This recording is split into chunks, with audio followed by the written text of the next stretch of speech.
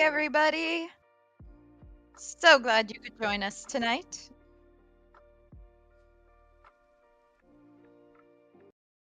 It is stupid. No, don't do it to me again. No, no, no, no, no. I'm very upset, Discord! Stop this shit! Thank you. Jesus Christ.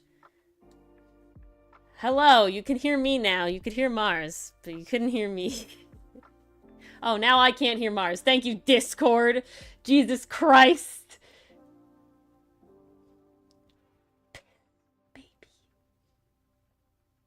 Hello? Yeah, my mouth moving, Yeah, but I ain't talking. You're here now. Because hello, Mason. Discord's just in being time. a bitch. Discord fucked me over today. Don't know why. Dichotomy has no idea. Discord had an update last night. Oh, is that what happened? So it could be related to that. I don't know know. My Discord had an update. What happens is that I don't know what setting it is, but there's something where Discord decides to like incredibly change how the audio comes through my headphones. Like it sounds bad. You know, if that makes sense? It's got a different tonal quality and everything. And it's like, why are you doing this? And it wouldn't go away. And it turns out everything just stopped enjoying all my inputs very suddenly. But we're here now, and we're fixed, and we're all good, and Dichotomy's none the wiser. Don't tell him. Yes, this is our little secret, everybody. It's our little secret. Our little secret. But welcome. Hello, we have Mason and Cool Cat and Earless Dichotomy. Earless Dichotomy hanging out. And I'm sure more will join. Indeed. In the meantime, I'm going to take a bite of my dinner. Oh, how could you? Dinner? You're not allowed that. I don't pay you for dinner. Today was an incredibly busy day. My day so tired. Was not busy, but in a bad way. Oh no. Like the day dragged on so much and I like couldn't like utilize it in any good sense because the crew I was with just did not want to do the right thing without me being on top of them about it. So I got to stand there with them like all day. Very unfun. And then the people who... I got to be a babysitter. Well, and then the people who I'm basically the reason that I'm babysitting came by and were a little, like, suspicious about some stuff. I was like, oh no, I don't like this. They're taking pictures. Please, everything be okay. I've been trying.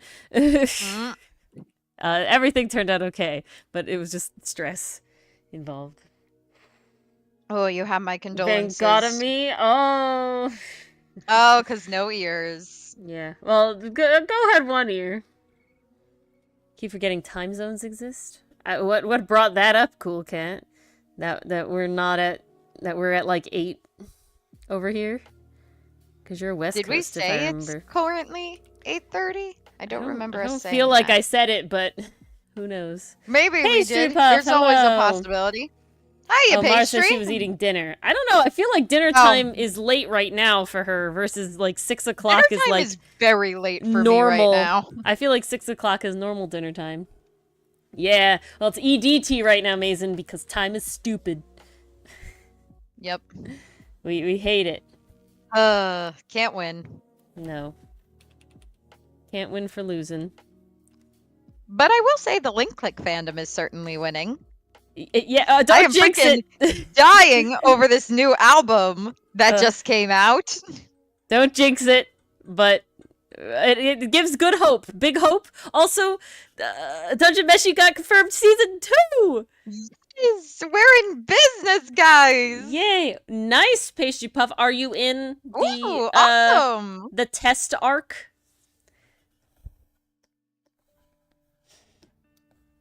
Finishing could mean a number of things. I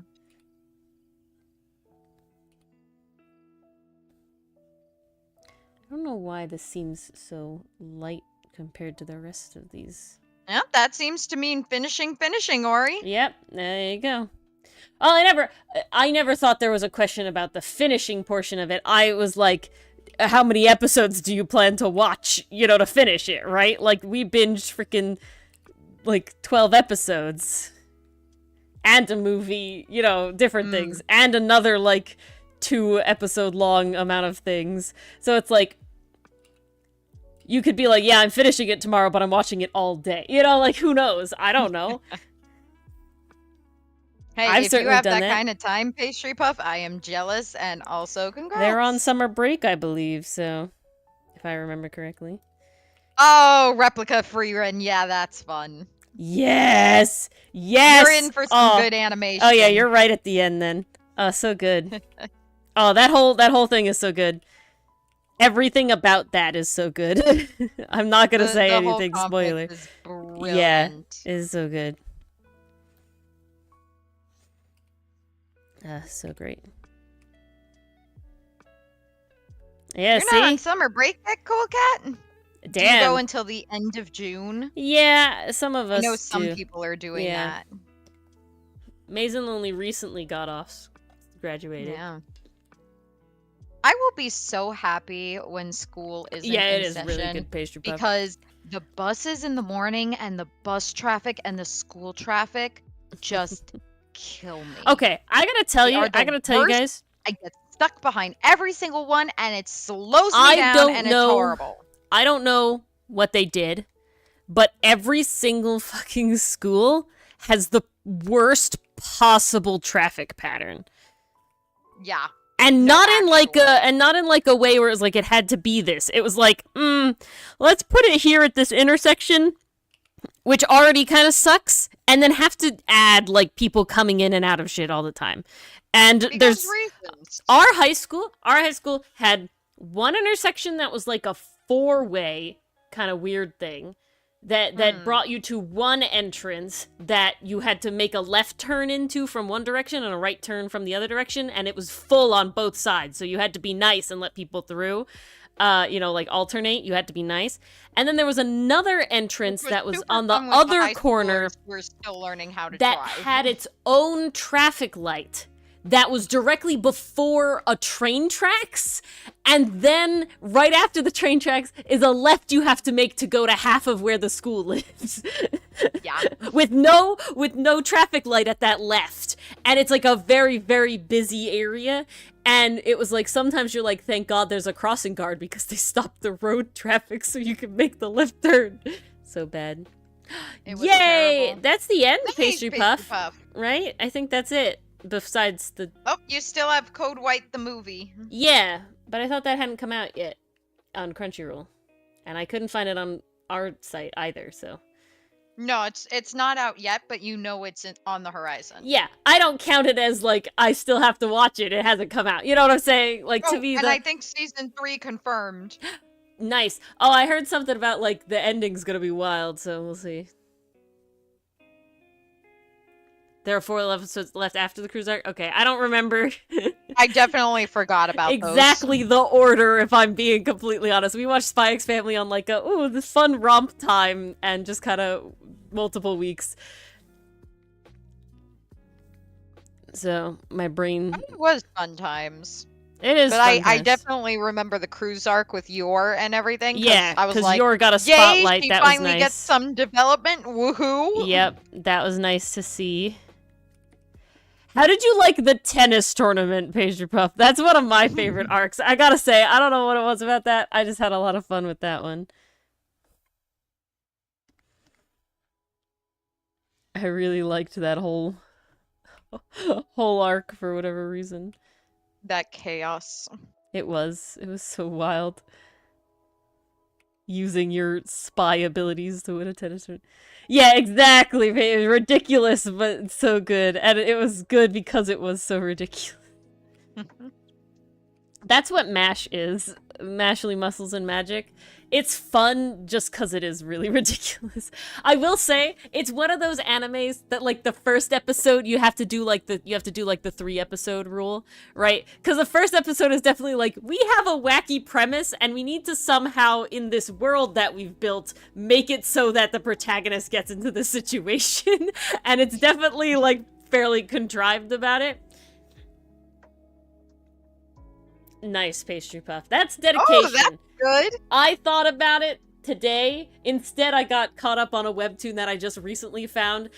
Okay, I am very fond of this webtoon now. I very enjoy the webtoon, but it's in a way where it's like, there's a lot of stuff going on, like lore, story-wise. There's a lot of characters, and so it is Ooh, definitely they went like ham. I can see it being like there's definitely pitfalls in the storytelling, right? Just in the mostly in the lore aspect, where there's like there's like a magic element, you know, there's a bunch of like background lore that causes like a lot of the stuff to happen. There's a lot of things going on with souls that is just like kind of difficult to understand, if I'm being honest, in the way that it's written. You get there, but it definitely is like if you like went back, you know, there'd be a lot more like streamlining of it. But overall, it's just a fun time. It's very long though, Mars. I just got caught up with it today. But it's honestly a pretty quick read. And is honestly, that the one you recently sent me? No, I don't think so. It's called Reads, okay? And it's very cute. It's very queer. You didn't tell me about this one. It's very cute. It's very queer. There's a lot of How queer is stuff it going on. Spelled? REEDS, like a reed instrument. Like the water reed. Yeah. Just reads all caps. Yeah. A kidnapped prince, a mysterious traveler with a dark secret. Mm-hmm. It's a white-haired boy and a dark-haired boy on the cover thing. It's really good. There's a lot of lore going on, and it's definitely just not as streamlined as it could be. So there is a fair amount of confusion, because there's also like people are referred to, because it's based on the author's like culture and everything. And so there's a lot of like referring to people by like 8 different titles depending on who's talking about them. So it is a little like, wait, who is this person again? How are you related? And you know, there's a lot of like families and stuff. No, it isn't that bad, Cool Cat. I just know Mars has a little more time. Hi, Winnie. But it's very fun. Hey, Winnie. It's very interesting premise. There's a trans character that I think is done really well. The 2 main characters are gay. I mean, you know, it's very good. I would say it's not just a BL though. Like there's a lot of other stuff going on. Oh, so there's some extra story going on. Oh, there's a lot of story going on. It's a lot of like legacy shit, revenge, you know, like fates and all this sort of stuff. So it's like a soulmate AU with a lot of tragic stuff in the background. They're not tragic at the moment, which is good. I don't think they will be tragic. Good. I don't think they will be tragic, but it definitely sets up to be tragic. But the author did a little like oop, and it was like, yeah, okay, I know they love these characters. They're not gonna have a bad time. And you get like a little clairvoyance tread scene. with caution. They get like a little clairvoyance scene, and it's like, okay, I'm pretty confident that we're okay. When we were talking about a new webtoon that I read that I do recommend, you know, going and reading and supporting. It's a fun time. It is a little confusing, I will say, but I would say don't let that deter you.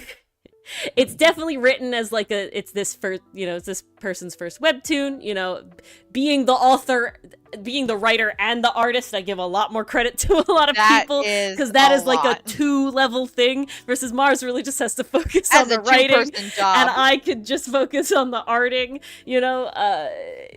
But being the writer, also and you the have artist, another set of eyes to check you, yeah, so that helps as well. Exactly. So it definitely is, you know. Happy morning, Amon. Like amateur. Hello, Amon. But I think it's worth it, and I think you should support them, and they do really good. And it's been going on for like 4 years, 5 years now. 4 years? 3 years? Math. Will be 4 years soon, I think, is the math. Damn. Oh, it's amazing. Ooh, nice. Very nice. Lovely comic stuff happening here. But yeah, so I got caught up on it. I had been like reading it, and it was nice. I think the trans character is done very well. It's definitely one of them is a baby gay, which is apparently a theme I've got going on right now. Like I gotta say, Sasaki and Miyano is scratching that itch for a wholesome high school couple, and also the baby gay trope. I thought Miyano would be my favorite. It's honestly Sasaki. No, it's Sasaki. I love Sasaki so much. Is my favorite. The voice acting is fantastic. He's such a good time overall. He's so wholesome. I just crack up anytime he's like, "Hey, Mia, What's up? Yeah, I can't wait until you get to the code I'm here switching. for it. He has so much, and the reason because I watched the movie in the original Japanese, right? And I will say the code switching done in the dub is definitely more readable. You know, I don't know if that's me being an English speaker, you know, to understand. No, that's an English thing, because with Japanese, it's just kind of like, here's formal speaking. Well, exactly. Here's informal we don't speaking, have but as you gotta much pick up on that, on those nuances. on the words used, not the tone used. And Sasuke's all about the tone in the dub, and he does it so well, in my opinion, and that's why it's like, oh, it's done really well. You know, Mia's great. Mia has a good voice actor and everything too, but Sasuke's voice actor just has to do like a lot overall, and it's really good. Oh, that's not true, Mason. Not everything is formal in Japanese, but it is like very important, you know, when you stop referring to somebody as their like surname, you know, and you call them by their first name. Typically, when you get to know someone, you're on more of a friend's basis. But there's actually like I'm trying to think of an example. Like, it's called you would say shimashita, like formally, but then you could just say not shimas. It's the other one. Suru? No. Oh, it was like there's like come back. 4 different ways to apologize based on like who you're talking to. If you're talking to your buddy, but if you're talking to your boss or someone above you, or even just like a person you need to be formal with, then you need the conjugations. But it was like I follow like a guy on like YouTube Shorts that does like a bunch of like, you know, Japanese sort of like the formals down the line, right? Because it's just interesting to like see. But it's like sumimasen, gomen nasai, gomen, you know, and it's like 8 different levels of like how close you are to the person that you're apologizing to and how bad the thing you did was. And versus in English, it's like, no, you say sorry, but it really depends on the tone. And it's like, okay, well, I can pick up you on do that. have options. You could say, sorry, my bad, I'm very sorry, please forgive me. But I think that you can still get across all of it with just sorry in exactly the same way. You know what I'm saying? Oh yeah, no, definitely. Like there's not a I would go up to say like my mother and be like, Mom, I'm so sorry that like I did this, like I'm really, really sorry about it. That, you know, and I could go up to you with, you know, the same level and just be like, Mars, I'm so sorry this happened, you know, like I can't even believe it. You know, a stranger on the, you know, my boss would be the same tone, you know, like it has nothing to do with familiarity between us if I did something equally as bad. Right? No, I get that, Mason. Mason. We didn't take it that way. No, they're definitely more of like the majority of a lot of languages I do think do this, but Japan definitely has like a very big culture of like being formal and polite, right? Polite is a big part of it, you know, especially in public, where the majority of people you meet you're going to be very respectful to, right? You don't want like a stranger has a very high level of respect, you know, and all this sort of stuff. And depending, and sometimes like your parents too will still have that like respectful sort of like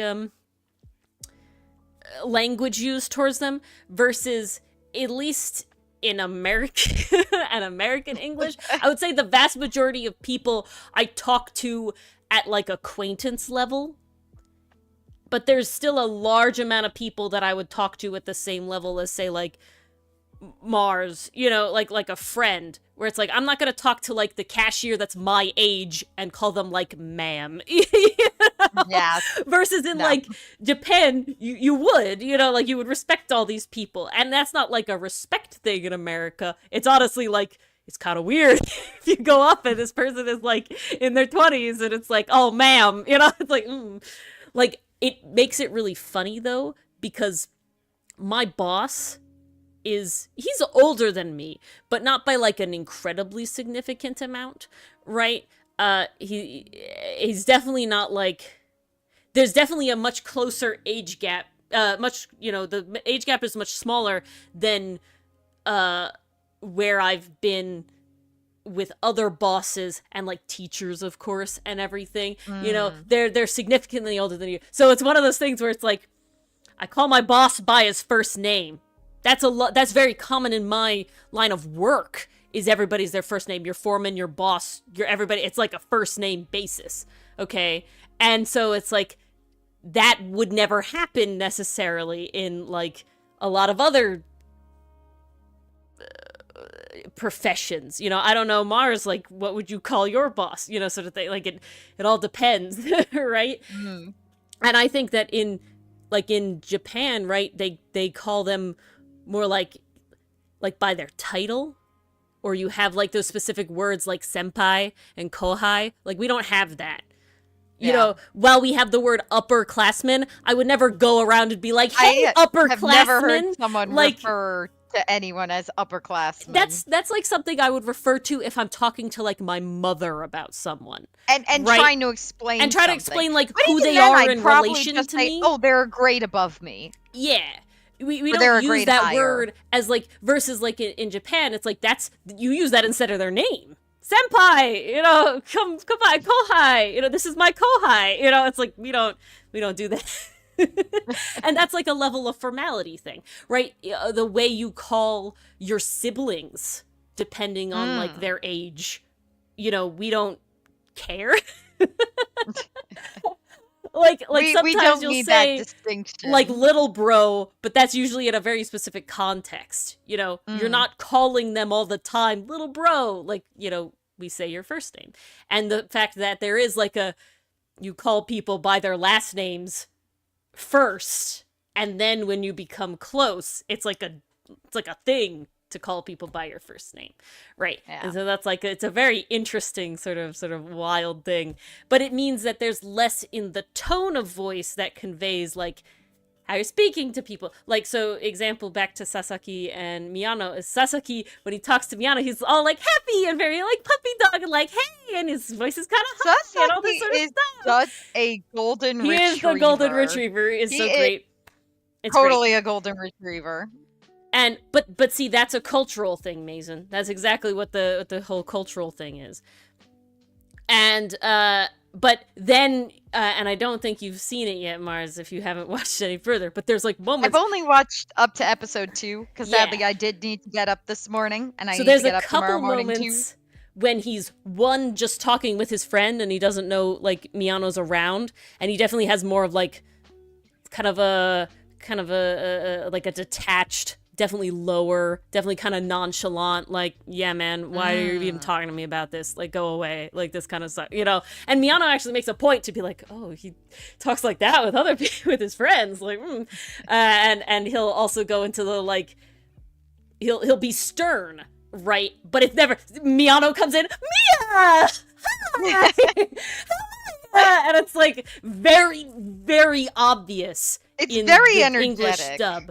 But I did find that when I was in the Japanese dub, because the movie is only dubbed, the movie's only in the original Japanese, it's not dubbed in English, which they've been doing a lot. I'm sad about that. Why can't we dub the movies too, please? But barring that fact, you gotta hire back the actors. There's a scene where Sasaki's talking to this same friend that's not Miyano, and I can't tell a tonal difference between that conversation and a conversation with Miyano. It's definitely not as blatant as the English dub shows it off. You know, it's very like obvious. Like, you can hear it. You know, Miyano points it out, but you don't need him to point it out, right? And so it's like very interesting.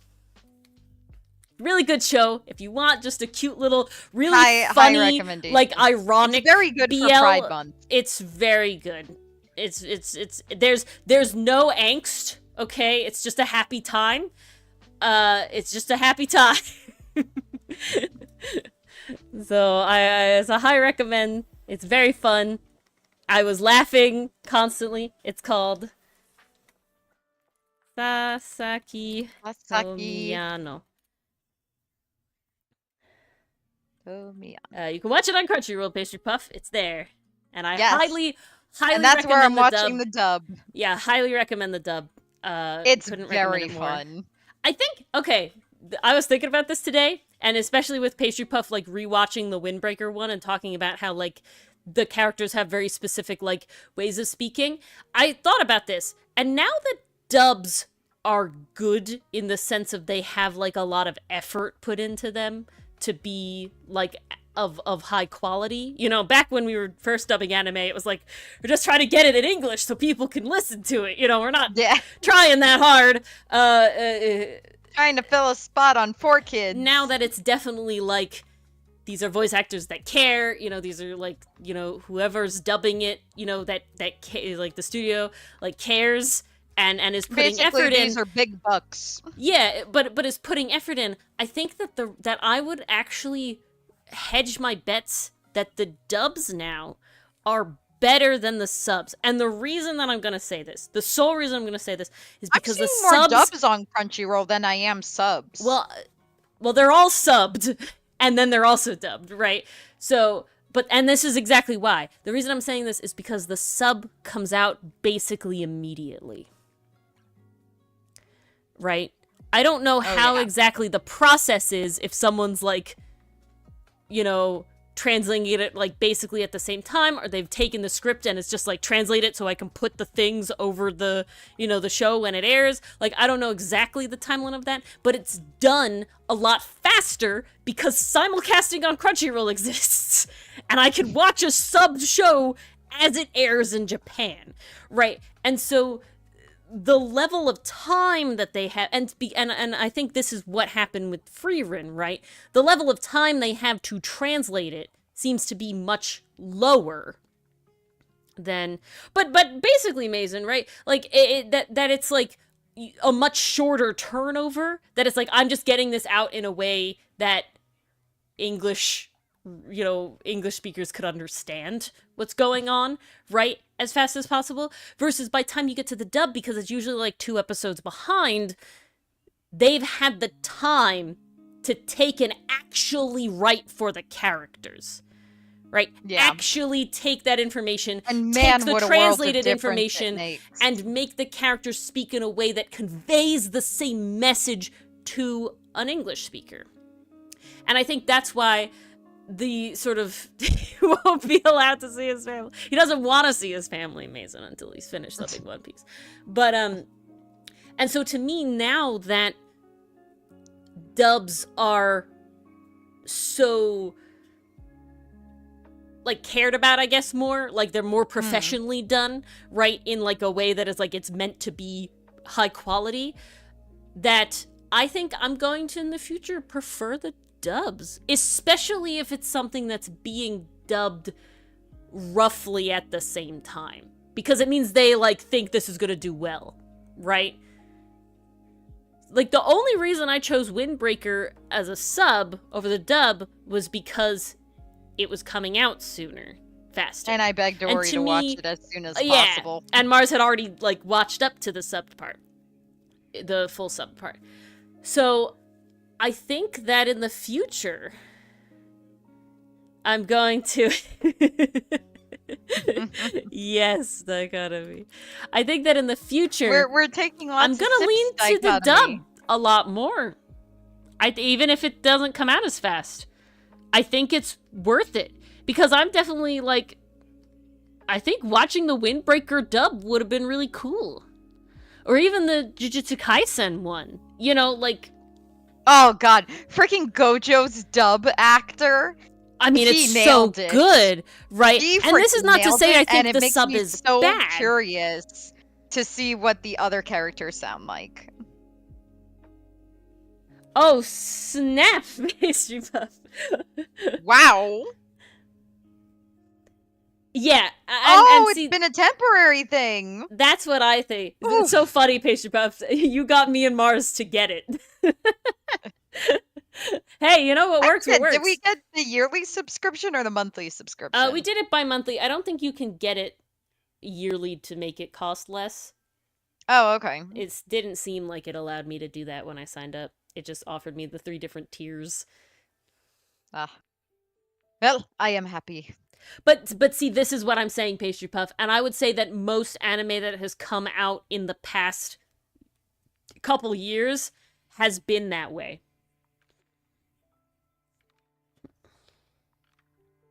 And there you go, Pastry Puff. See, it works.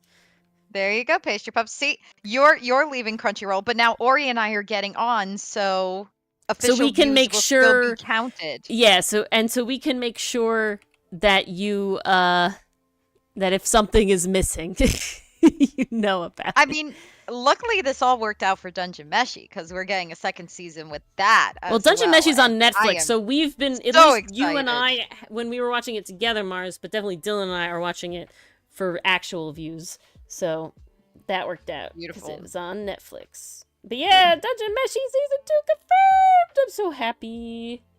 Am I behind? Yes, but I'm so happy. Am I only on episode 18? Yes. I'm even further back than that. Yes. Damn, I feel good. I'm probably gonna watch it tomorrow if I'm being honest. I've kind of been out of anime to watch it, and I'm just like, it's not like Dylan and I are getting around to it. He's pretty happy with doing one episode of Mashley every couple of nights, so you know what? Works for me.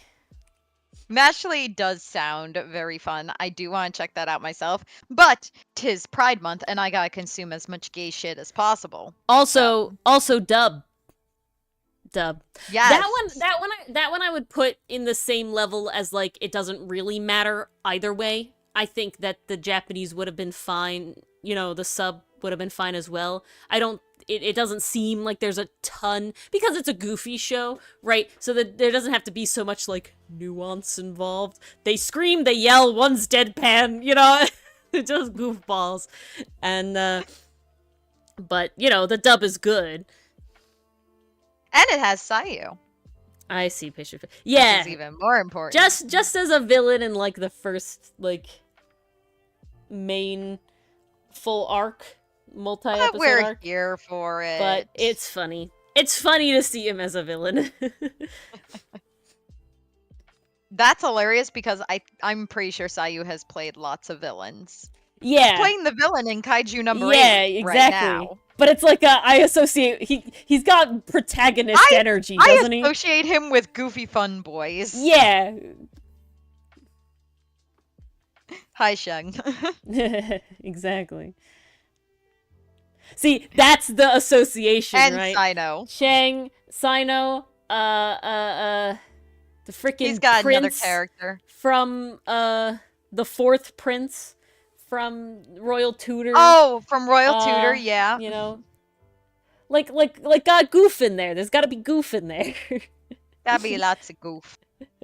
I mean, it works in Mashley because they're all just goofy, right? They're all kind of goofy. And it was really funny. There's spoilers for Mashley, but not really because it doesn't really give you any information. Basically, there's a character, but spoilers for season 2 anyway. There's a character that ends up being choked out, but you don't know he's getting choked out. You suddenly see the main character mash with a bunch of cream puffs, and he's just shoving them in this character's mouth, and he's just going cream puff, cream puff, cream puff, cream puff. And you're like sitting there and it's like, I know this show is goofy, but we're in the middle of a battle.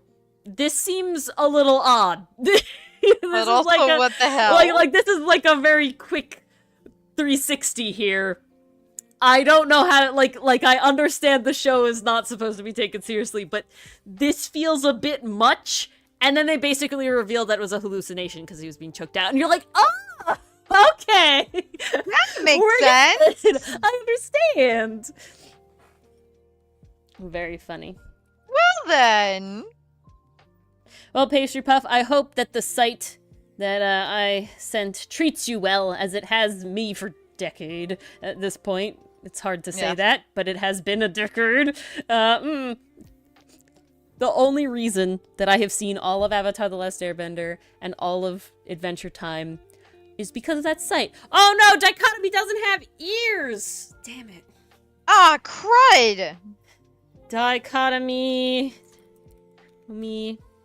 Have you heard about the new AT, what are they called? Properties that are being planned? Question mark? I have seen it, Pastry Puff. I wasn't going to watch it. I was like, I got stuff to do, but I was like, nah, I can't not. You posted whatever you did you posted the stuff in a reserve table, and I was like, I really want to look at it. I really want to see what that is. So I did watch it, and it was very good. It was very fun. I think that pink-haired guy uses, like, kind of Tai Chi. It gave me Tai Chi vibes. We don't see very much of his fighting, but it gave very Tai Chi vibes. I look forward to actually seeing that. It'll be good. I gotta watch it. Maybe I'll watch first episode of Windbreaker tonight, and then finish off with Sasaki Miyano. I also saw Tadaima Okaeri Mars. It was very good. So good. God, it's so wholesome, and oh my god, best side couple ever. Yes! Another baby gay. Oh yeah, very much a baby gay. Why have I gotten into all the people, like, figuring out that? I mean, I'm not complaining. Honestly, really here for it. But, I've definitely having like a, why is this suddenly coming up? I loved Nirei in it. Trope. I loved Nirei in that episode. He had a good time. He was just being a fanboy, enjoying life, having his idols around. He was very cute. And the phone bit at the end, and how he can't deal with the text messages, the chat. So good.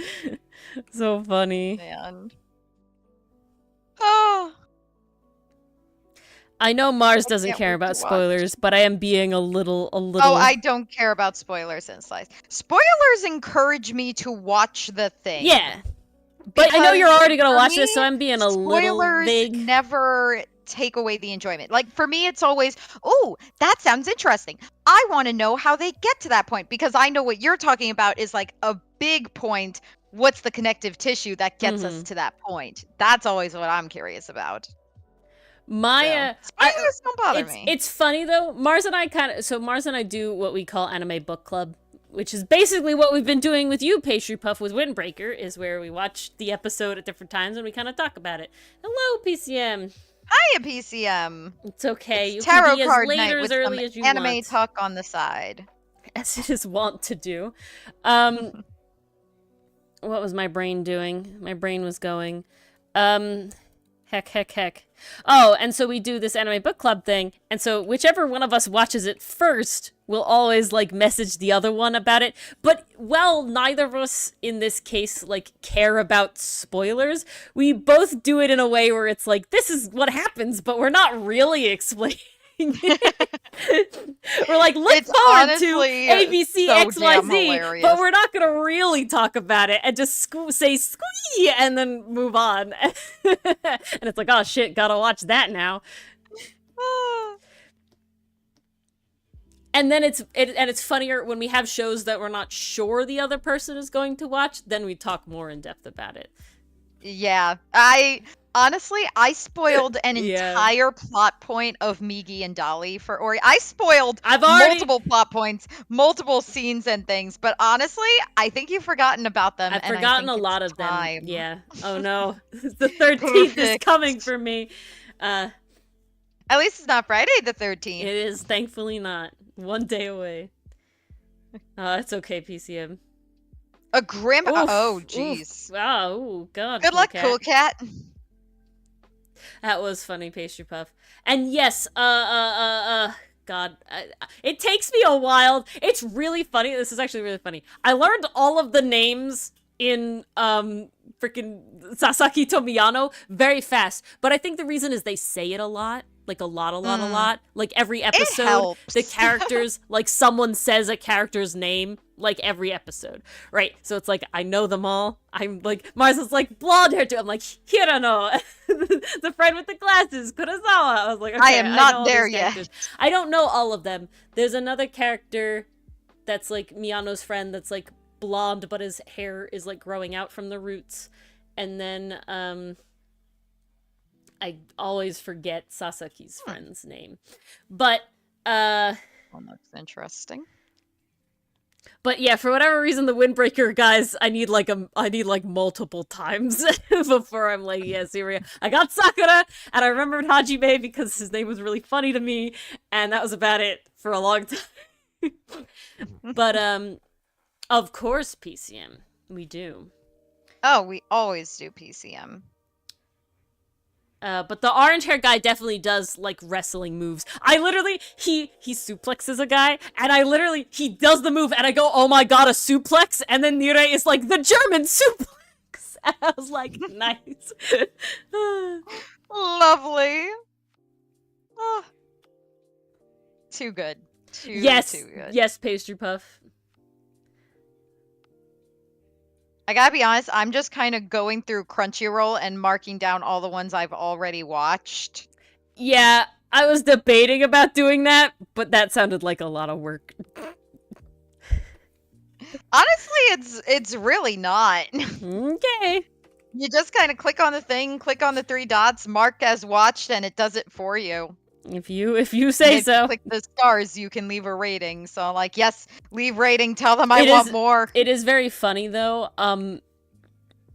It's definitely gotten to the point where like the shows that I'm watching now, Crunchyroll's like, here's suggested shows, and it's like, yep, I've already seen that. I've already seen that one. It's like, oh, you're stuck. Wait, what the? Oh my god, that sounded like a really bad idea, Cool Cat. Cutting the deck of many things in half. Jesus. What? Yeah. I don't know if that's a good idea. Yeah, that's the not the Void one, but that's a different one. Yeah.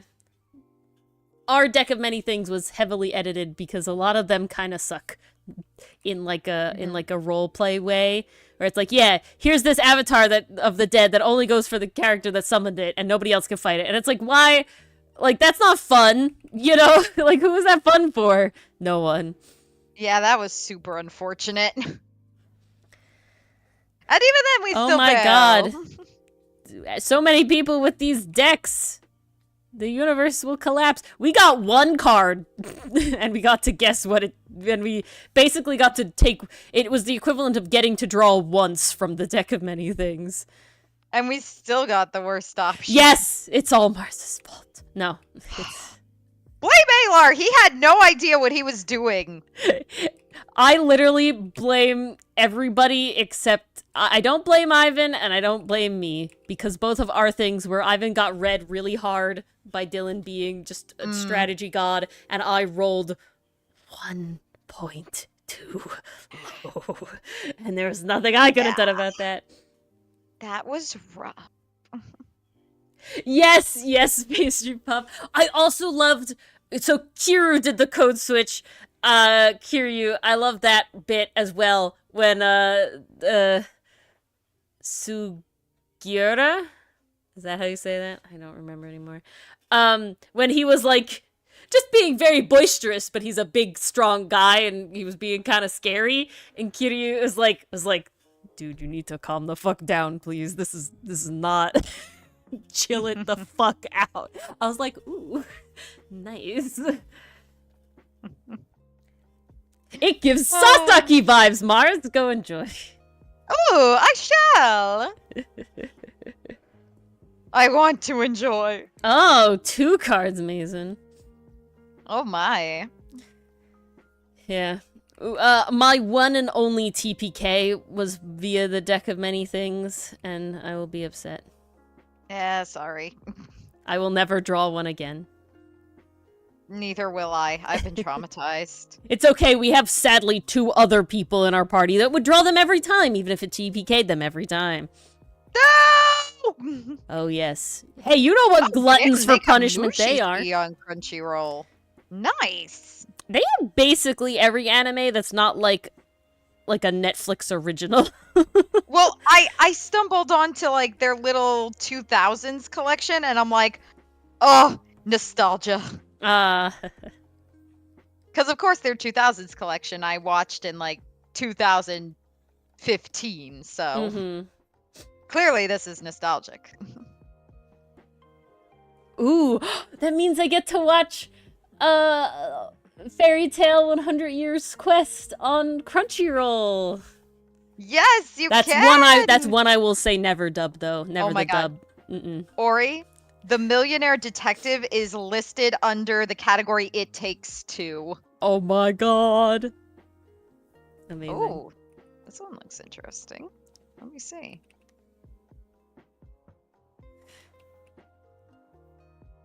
Yeah, you know, I never thought it would come to this, but I'm actually at the point where it's like, I don't know what anime to watch. Saved. Well, what one? So it's under the It Takes Two category. It's called Futo Pie. I'll put it in chat for people. I think I'm pronouncing it correctly. Kind of looks interesting. The characters have a really neat design. You got one in suit and fedora, the other one in like a long vestish coat. Like it honestly kind of reminds me of Milano, but like even more casual somehow. And the guy's got green hair. There's also like a girl in the middle of them, but like this looks kind of interesting. Yeah, that's why I'm kind of like, oh, this kind of looks up our alley, Ori. It does kind of look up our alley, doesn't it? It's also got a Spanish dub. Huh. Alright. It's only 12 episodes. Not bad. Not bad indeed. Wow, the character designs are wild. I'm looking at like other characters. Aren't they? It's wild. And they were office mates. I'm sorry. That's brilliant, Pastry Puff. That's so good. Oh, I found link click under It Takes Two. Yeah, well, they're literally, again, detective show.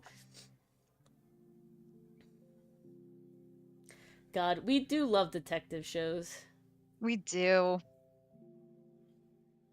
And they were office mates. Yeah, exactly. They got Saibikui Bisco under It Takes That's Two what I gotta and do. Skate the Infinity. Is that true? That's so funny, Pastry Puff. Foolishly foolish fools acting like fools. That's what I gotta do. I gotta watch that one. I should do that. Yes. That's what I'll do. Which I am watching the dub specifically because I want to see how the voices sound compared to how we dub them. I just think it's so funny that my voice is Larry's. Larry's was identical, me and I like your Mia a lot better. I find Mia sounds a bit young for my taste. I like that you gave her this kind of like older, wiser vibe, because to me that's exactly what she is, you know? And so I was just like, Well, she seems like someone who'd been around the block and knew what she was doing. She is. She needed a voice that was deserving of that. Because of the bloopers. Yeah, that's good too. Anime bloopers are the best thing ever. My favorite one has... Honestly, Full Metal Alchemist Brotherhood has such good ones. I stumbled upon this one the other day, and it was like blast from the past, because I definitely watched the bloopers before. This one just happened to end up on my feed. So I was like, oh, Full Metal Alchemist bloopers, let's do it. And they had the scene where Edward, Al, and Winry are kids, and Winry's inviting them over their house for pie that her grandmother's going to make. So the line is, oh, by the way, my grandma's baking apple pie. And Al's supposed to say, like, okay, we'll be there. Like, that's the normal line. The voice actor instead did, oh, come over later. My granny's gonna make apple pie. Fuck you! This little kid that's animated to be like 4 years old. I'm dying.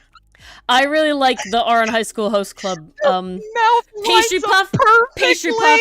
Pastry Puff. If you haven't seen Ouran High School Host Club, I missed when Pixar did blooper reels. Those were my favorite things as a kid. But I understand animation is rough. Back. I understand animation is very costly. I accept animation it. is rough. It is very costly. It makes me sad.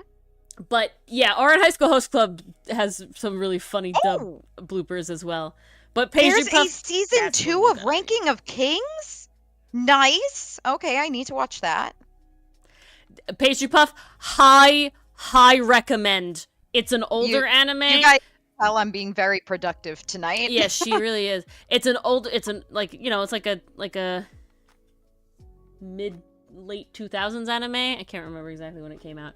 But so it has a bit dub, 100% the dub.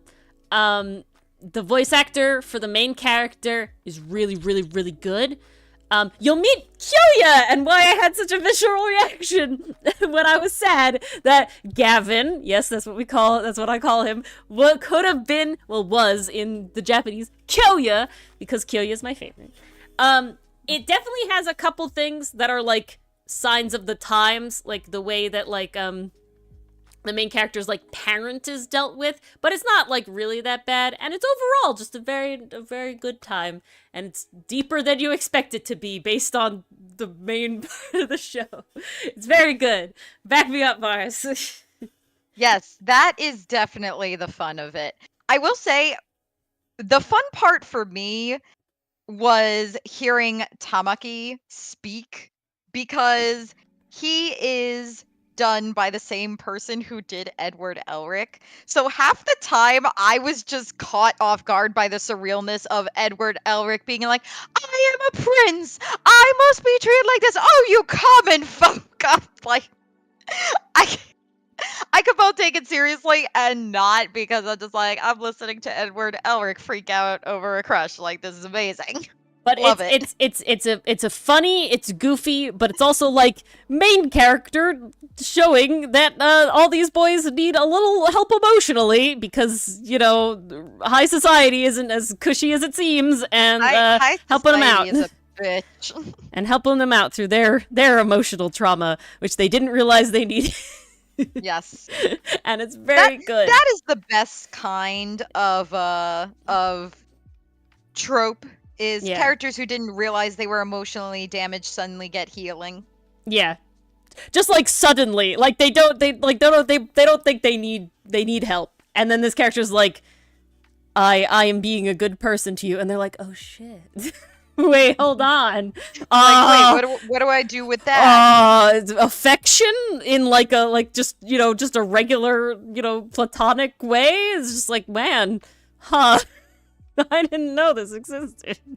Huh, indeed. So, it's very good.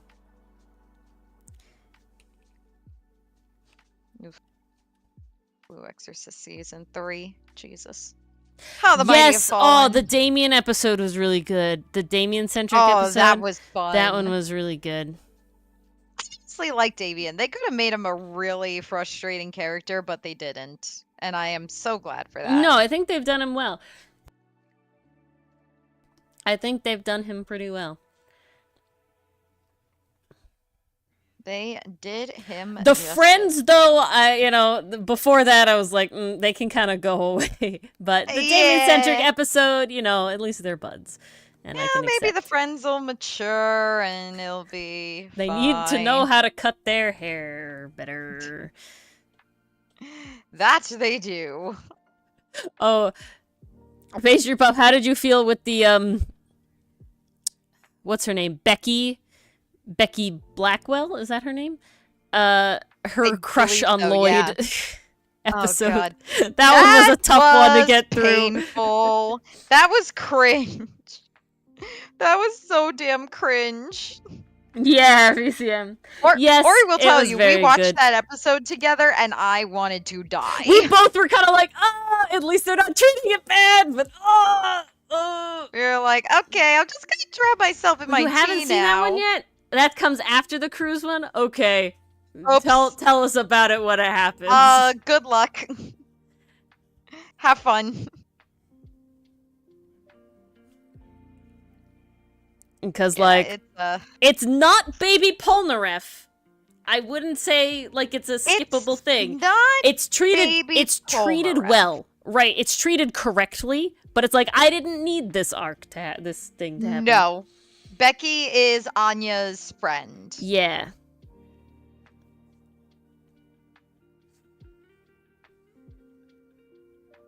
That one was adorable. That one was very cute. Just keep Becky away from Lloyd. That's all I ask. I don't want to die of cringe.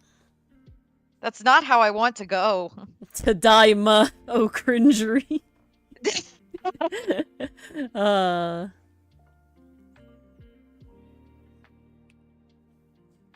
You're like, Tadaima o Cutesry because it's so damn cute. It is. Yeah, you know, it worked. It worked out, I guess, that Pride Month is the month for all the baby gays. They do have Heaven's official blessing on here. They do, okay. Yeah. I guess I'll be watching that too. Again, I'm being so productive tonight.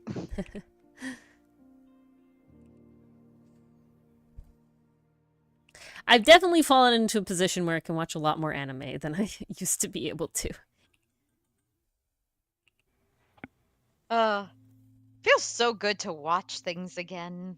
It's so funny though. And be part of fandoms. It was definitely like what's the word? There's definitely like I had my like, you know,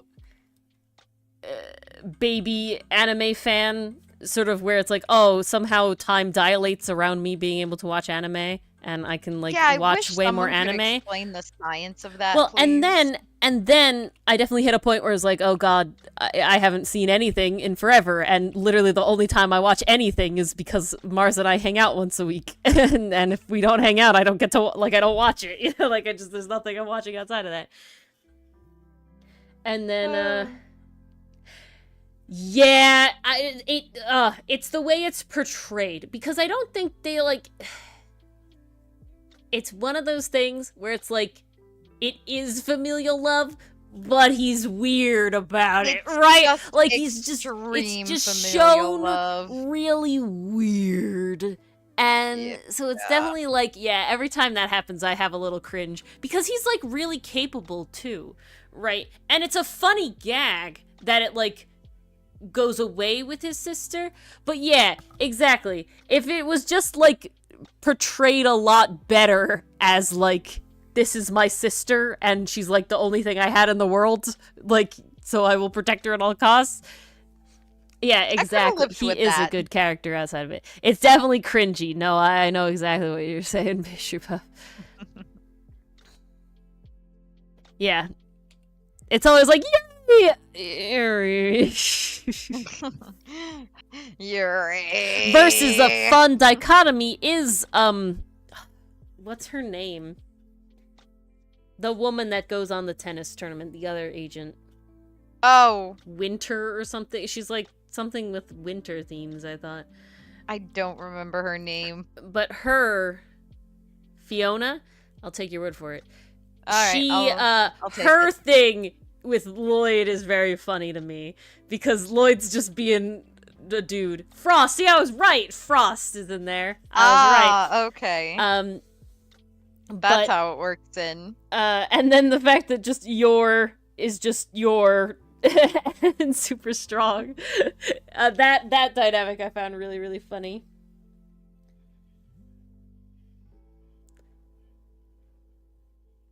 The same face as Noop. Oh, who was giving me Ace vibes?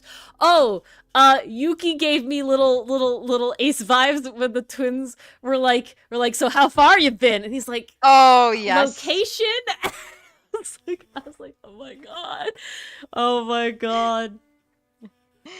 We've been as far as what was it, Kyoto? It's like, oh, yeah, brother's whatever. Never done that before. Yeah, I'm just dying. No, my favorite moment in that episode had to be when Matsuo, Hiro, and the twins are in the car, and Matsuo's super defensive. He's like, why do you care about who I hang out with? It's never mattered before. And Hiro's just like, you're right. It's not. Anytime I ever pressed you in the past, you didn't even react. Now you are. So clearly there's something going on. Yeah. So, I gotta make up for all those times that I couldn't tease you about it. Well, then I'm not gonna tease you anymore about it. It's gotten boring. Immediately teases him about it after. So good. That's such a brotherly vibe, too. Oh, yeah. They are such bros. Also, Masaki telling Yuki, like, girl, oh, have you seen the way he looks at you? And Yuki being like, wait, what? And no. Masaki's just like, oh, I guess you're probably used to that face. That you see it all the time. I was like, okay, that line is so good.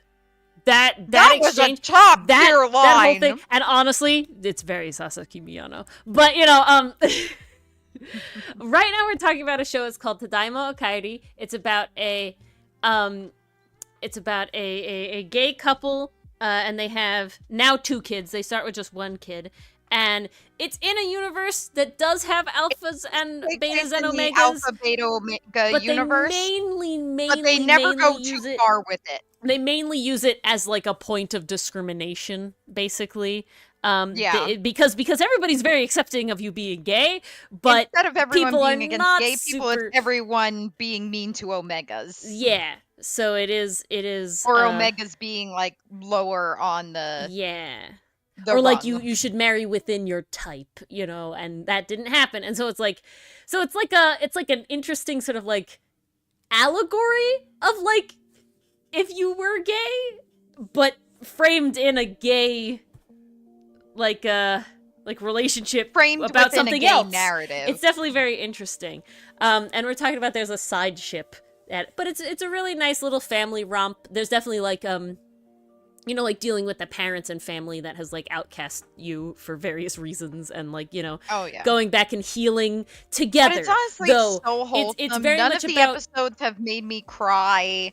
And honestly, the best episodes are their son just exploring and learning about the world. That's where it's at. It's their son and he's having a good time, but it's very much themed around the fact that like the character that has a lot of this sort of like past trauma because he's the Omega, and like being discriminated against, and about how he's grown with the help of his found family, right? The family that he made for himself with his husband and now his 2 children, but then also the neighbor's kid who's like the babysitter because the son was like, I like you! You're cool! You're my friend now! And this 20-year-old is like, what? Wait, what? What do I do with this child? And it's very good. And it's just a nice fun time. It's very wholesome. It's very wholesome. Hello, honestly, Dragon Craze. I think episode 10 is the best. That's probably my favorite. And so it's just a good time. Yeah, definitely nothing's made me cry. I honestly haven't been like annoyed either, if that makes sense, because like I feel like there's like a fine there's always line like sometimes that will they won't they is too much, and one, this is not there because they're already together, but which is so nice. But I also feel like Cherry Magic didn't get me like that either, because again, baby gays. We got all the baby gays. Oh yeah, that's very how you much fix so. it. That's how you very easily fix the will they won't they. If one of the people who is specifically hinging the will they won't they needs to figure out their like their sexuality. Because it makes so much sense then, right? Definitely it suddenly puts it all in perspective of like, I understand why you're unsure, because you literally can't you literally don't know if you're feeling the same way or not, or if like this is being a friend. It also is like, in my opinion, it also is like very Ace related as well, because that's like a big thing you have. It's like, wait, do I like this person in this way, or are they my friend? And so it's just all related in that way. Oh, the never-ending question. It's so good, though. It's so good. And so I feel like that makes it very easy to be like, will they, won't they, is not upset anymore. And I will say the framing of the Sasaki to Miyano one, I won't tell you what it is, Mars, is actually really good, because it's different. And, you know, it pushes the baby gay thing, and it's just like, so nice. I am greatly looking forward to it because I am having so much fun. Yeah. I was giggling at 12 a.m. last night. I know, it's so funny and so sweet and so wholesome. Hello, Meow. Hi, Meow now. A woe to you too. It is a woe season. It is indeed a woe season. But Ooh, good mean to watch that one. Add to list. Oh, add the pause. High fives. High 10. Boop. Bean boop. We gotta do the bean boop. Me reading the notes I have for the Outcast entry I'm working on. Boops.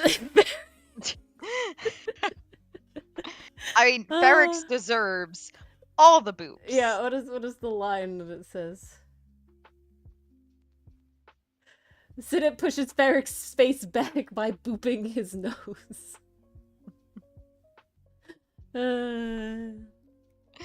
Oh man, I love it So cute, so wholesome. We'll have 2 boops now because Milano booped Ferrix as well and like woke him up and then got shoved away.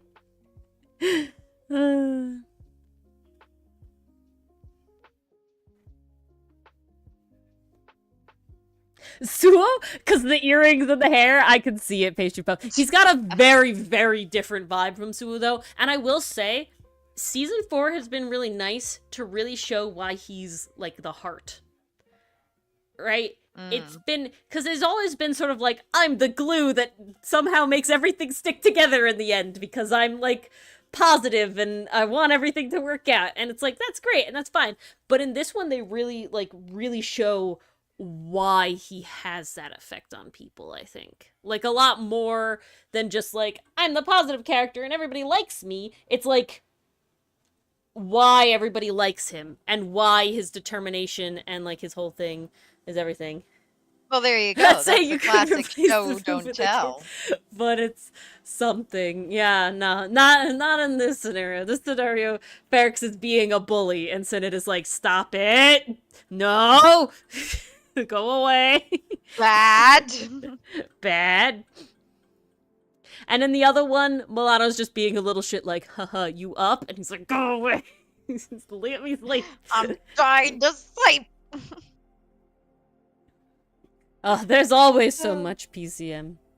Oh, there's always. There's never not. What's Suo really... I will say, okay, so I've been designing port outfits for the characters, for the outcast characters. So they'll get little outfit changes / upgrades, and they're not permanent. Yeah, you up. Not that kind of you up. Milano, we already have him slated for somebody. But good try, though. But, oh, that's good, PCM. Yeah, we don't know if it'll happen in the comic round, but the ship. We have a ship. We certainly have a ship. Oh, do want to watch that one. But, what was I saying? I mean, there's a big ship. It's called the Outcast. Ha ha ha! No. My brain was saying things. And you guys get to see it next year. Yeah, next year. I haven't even drawn the ship yet. We're still on the getting in the ship bit.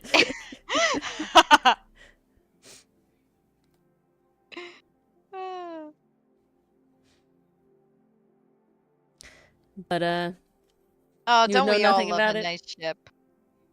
We do all love a nice ship. Yeah, the ship is called the Outcast. Yes. And we'll see more about that soon. Outcast has a lot of meanings, Pastry Puff. Yeah, entry. A ton. There was a lot of thought that went into this name in like a backwards way, which is really funny. It's like, okay, this is the ship's name, and now there's a reason that it's named this, and we have to go back and figure it out. But which worked out very well. It worked out very well in the end, which I'm happy about because it could have been impossible, but it could have been one of those scenarios where it's like, oh crap, now we got to change everything. It could have been impossible, but it wasn't. Unless it was good. Oh! They did my boy dirty! Oh no, what? Okay, so remember Zenkyo No Terror? Or Terror in Renaissance? Yes. On Crunchyroll, 11 is not featured on the cover art. What? It's only 9 and the girl. I don't care about the girl. I forget her completely. It's not 11. What are you talking about? That's 11 weird. 11 isn't there. He's gone. Oh no, hate that. I feel betrayed. Also, I just realized this series only goes up to 11 episodes. Ow.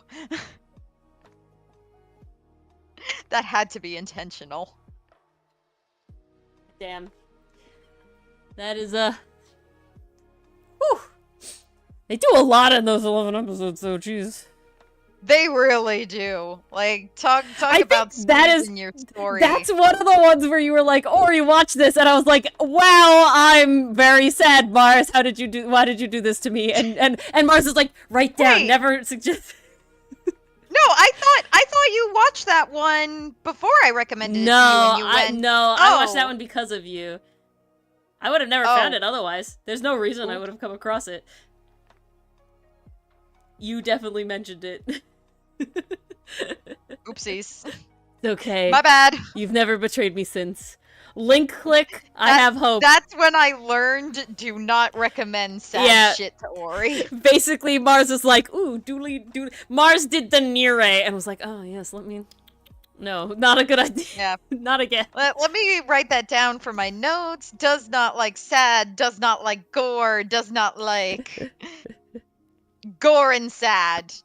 Does not like gad. It's the depressing endings. I think that's the specific way to do it. It's the depressing endings, right? It's not the, like... There could be sad, I cry, but it needs to not be depressing at the end.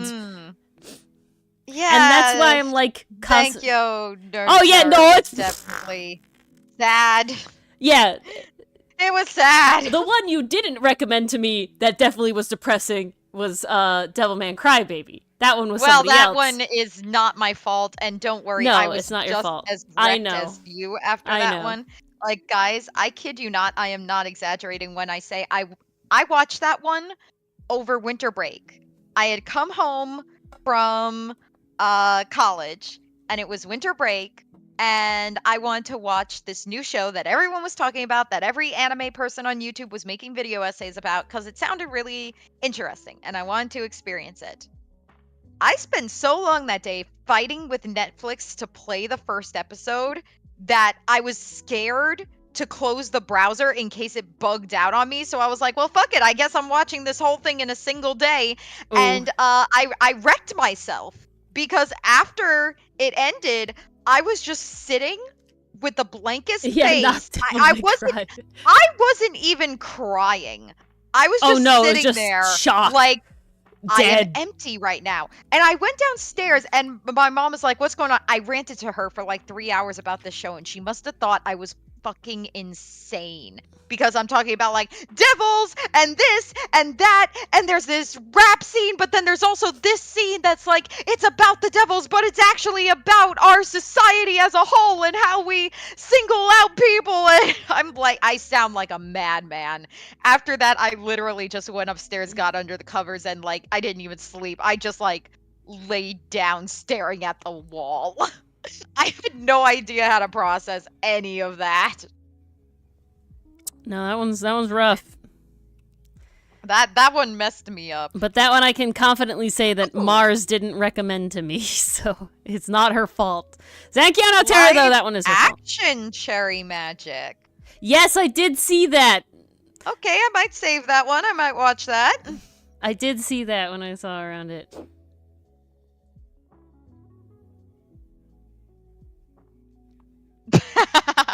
Okay, if we're talking about Devil May Cry, Dante, yes, Mrau, absolutely. I'm here for it. I am totally on board for that.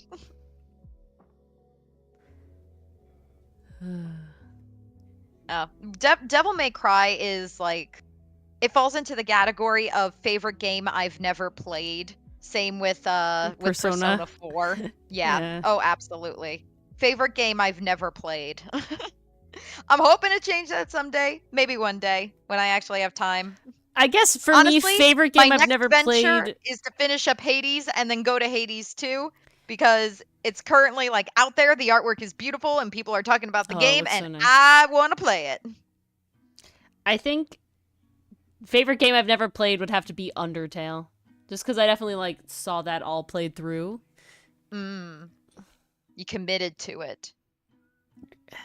I gotta say, I am torn between Ori and the Blind Forest and Spiritfarer as, like, my all-time favorite games. Because they're both so good. And the music is beautiful. I cried at the end of Spiritfarer. Like, when I finished that game, I was playing late into the night. It was maybe 3 a.m. I'm sitting on my couch in my living room, just all by myself, wrapped in a blanket. Nice brown. And I finish up the game, and it was kind of sad. It ends with this really sweet song that plays. That's just like so melancholy, but also so hopeful as well. Like the lyrics carry a message of hope. And I'm just like, I'm not bawling, but I am silent. Yeah, I know, like, amazing. I got the tears going down the cheek. I also started playing Ori and the Will of the Wisps, but I never got through it I yet. need to play that one too. I own that one. Yes, I also own that one. I've owned it for years now. And the Capcom sale, what did I saw that the second trilogy was on sale now? And Dylan was like, I don't know. Yeah, it's going on right now, Capcom. Legasp! But so I got the second trilogy, so now we own every Ace Attorney game. It's confirmed. Well, technically, I guess I don't know investigations, but we can play it. So yes, we have them all now, and I also have Detective. Ah, beautiful. So that's one you guys get to look forward to eventually. Ooh, I should see if Ghost Trick is on sale as well, then. If it's a whole Capcom-wide thing. I didn't check. Yeah.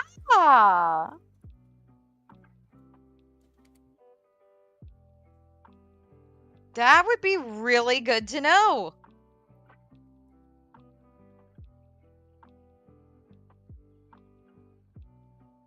Ooh, it is on sale. Oh. Is it for that? It's $10 off. I will. Oh, ends the 21st. I think I have to open my actual Steam. Where's my phone? That is the question. Got to go, Cool Cat. Alrighty. Cool Cat. Thanks for hanging. Loved having ya. Oh, we will play Ghost Trick, Pastry Puff. It's just unfortunately very far away.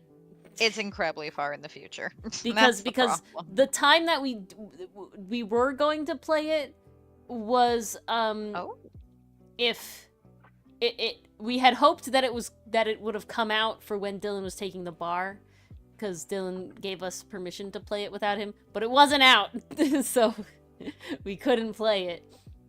Yes. That was quite unfortunate, but now we might have it. Indeed. But so we will it is definitely in the list of games we plan to play. Yes. Detective is more like a one-time, well, maybe a one-off thing. I don't actually know how long the game is. It was just so cute, and it's definitely up our alley that we'll have to play it eventually. Also fit because there was a chicken on one of the Ace Attorney books that we got. Twice! So, like, come on, guys. This was meant to be. We couldn't fight it, no matter how hard we tried. I don't plan on doing it, Pastry Puff. I will admit, I am a incredibly passive AU like fandom person. Fandom. Ever since maybe Voltron was I like really trying to be in the fandom. Like was I like really on top of the fandom? Well, I will admit, I will say I'm pretty good on the like being on the right side of fandom and just kind of being like a person. So, there wasn't very many sort of things. So I will say I'm pretty good. Mars is the one you gotta watch out for, though. Mars is a sneak. And the second she starts watching anything that she's really into, she's like on that Instagram. Hashtag link click. Hashtag blah, blah, blah. Hashtag whatever. Looking for all the stuff. Going to Pinterest, looking at all the stuff. She's on it. And then she gets spoiled. I want the stuff! So, she wants the stuff. This is why I had to learn to stop caring about spoilers. I realized it was inevitable. There you go, Mars. That's your warning. Be very careful about Ghost Trick. I'm pretty sure I watched a playthrough of Ghost Trick back in high school. But that was a really long time ago.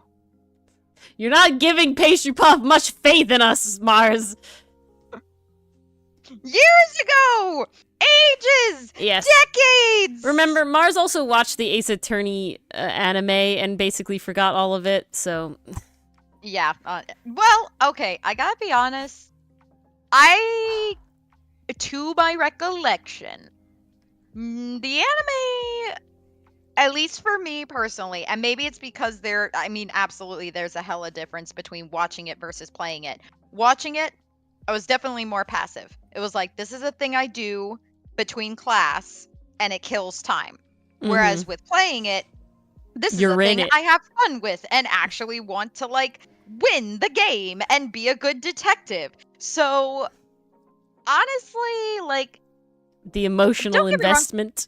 The emotional investment. Yeah, I think that's what it comes down to. I also feel like the anime leaves out some, like, character moments that the really anime also has more their likability. Like more cases though, episode things, doesn't it? Have like little specific. I think they added an extra case. They added 2. I thought was the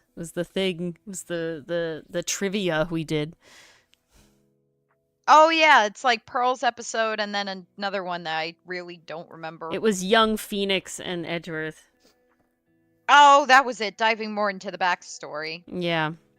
That's right. I think that I'm excited to do it in this order, where it's like we played it first and now I get to see it animated, because I know what happens, right? And again, 90% of what frickin' the opening and Edgeworth and Phoenix being fucking tied together by a golden chain got me, and I had to stop watching the first...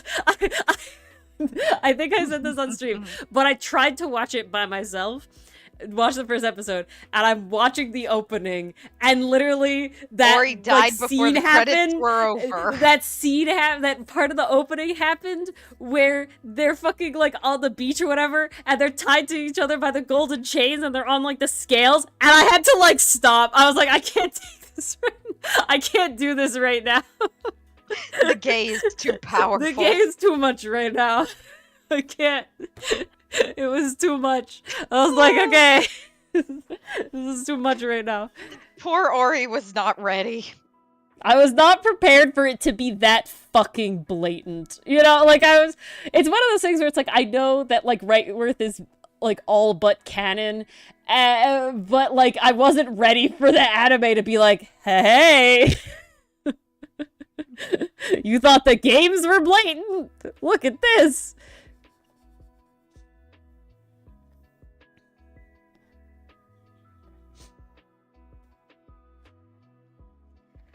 I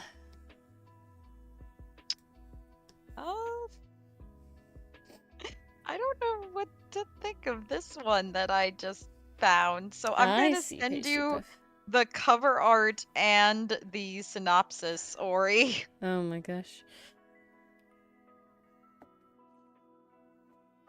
I'm glad that Mars and I are at the level now where, like, we don't have a lot of anime to recommend each other that we have seen. There are still a couple things I really want to show you. Migi and Dolly's a big one. It's because the mystery is so good, and I really do think you'll like it. Like, the animation, yes, the animation is the animation. Is this? I don't know, but I think it has food in it. I mean, look at the name. That's why I'm like, is this going to be Robihachi meets Food Wars? Yeah, my first thought was Robihachi? What is this? Uh-huh. Yes, I did see that pastry puff. I think our boys are traveling. I don't know why, but I'm excited. Yeah. Pastry puff, did you see the album reveal I left on the table? The reserve table, if you will? Because I died when I saw that video. Yeah, Oh, and it gives me hope. It gives a lot of hope. The lyrics give me a lot of hope. If you listen to the entire song. Yes, I've listened to it twice now. It gives me hope. It gives me a lot of hope. I was driving home to that. I literally left work today, and it was like, I want to listen to this full new song. And it's good. It's great. It's got a fantastic beat. But then there's also a line about Pastor, what was it? past or future, leave them be. It's like the iconic line, and they worked it into a rap, and I'm like, it's so good. It's very good. I literally screamed in my car. It was so good. But the whole vibe of the song is like, if this is like being kind of like officially related with Link Click here, I have a lot of hope in my heart. Well, the whole song, I see it as from Lu Guang's perspective. So I am hopeful. I am very hopeful. I'm very hopeful overall. Just let the boys be happy. Yeah. However, I hope they dub it like pretty soon. Like along with it. Like, please, I need. You can't force me to wait. Well, Pastry Puff, this is a warning. Mars and I are not watching it until it's all out. This is one that we plan hella that like it's gonna come out and we're gonna calculate like what day binge. The last one comes out, and then we're gonna get together and binge it. Yep. As long as it's the dub, it has to be the dub. Because we need Sayu and we need Zeno. See, we can't not have them. I can't imagine it being in the past after what we just learned. I would be very surprised if it's like a prequel. You know what I'm saying? Like, I know it's in London, but it has that glasses guy on the cover. So like we just introduced him. I feel like it would be weird to go backwards, like for the whole thing. You know, I can see like the first episode or like, you know, the first two being like episodes to work with. Yeah, they only have 8 episodes. So I can't imagine. I would be very surprised if they treat it like a prequel. And if, honestly, I'd be a little upset if they fucking drop this bomb on us at the end of season 2 and go, all right, let's go back. And it's like, I'd be very upset. I need it resolved. I need it resolved, please. And at least the way that season 1 went into season 2. You know, I feel like they do the formula of Link Click so far has definitely been, here's criminal cliffhanger. But we resolve it right away because that's not the focus. And I think that that's what was going to happen. I know, Pastry Puff, I know. It's a very theory-heavy show. But I'm just warning you, Pastry Puff, that if you go around watching it episode by episode, we ain't doing it. And I'm going to force Mars not to look at any spoilers. I'd be very upset with her if that one specifically looks at spoilers. I solemnly swear that I will not look at any spoilers. You can't stop me from looking at fan art, though. I won't stop you from looking at fan art. Because if I'm being honest, if you look at fan art, you can get a good vibe of if I should even watch it in the end or not. If I'll be sad. But yeah, the reason for that, Pastry Puff, is because I don't think I would have survived season 2 if we had to go week by week. Oh, if I we think went I week literally by week, would have I keeled would over have lost dead. it. And because of that, I can't imagine them like backing down hard on season 3, right? You know, back to like season 1 having like little bursts, you know, plot. They can't. Season 2 just fucking started and went. And it's like, I can't survive that. Like, I'm very happy that season 2 of Demon Slayer, I waited until it was all out. That wasn't a purposeful thing, but I'm glad I did, because that would have been death as well. I know Mars did suffer through that one. Oh, very much so. Yes, yeah, I think that's my plan too, Pastry Puff. So close to the end, I probably won't change, since there's only 2 more episodes. And I likely won't go back and rewatch it. I'm just not that kind of person. There's other stuff to watch, you know? But yeah, I think in the future, actually, all new anime, I'm actually going to be going for the dub immediately. No questions. I think I'm just gonna go for it. Just the quality has significantly improved from the times that we were concerned about it, and you know, and it's just They have the time to put in that little extra bit of voice effort, you know, in how the characters speak the words that they choose, you know? And it's true. They do it very, very well. Oh, crap! I will be right back, everyone. I have to go put some laundry in the dryer. I set an alarm for myself and completely forgot about it. Whoop. Oopsies. Oopsies I indeed. will be back shortly. BRB. Very nice. But, no, I get that, Pastry Puff. I feel like at this point, there's no clear winner, like there used to be. You know? I feel like there used to be sort of a clear winner. And I think it actually used to be... Hello, let me back up. I think that it used to be...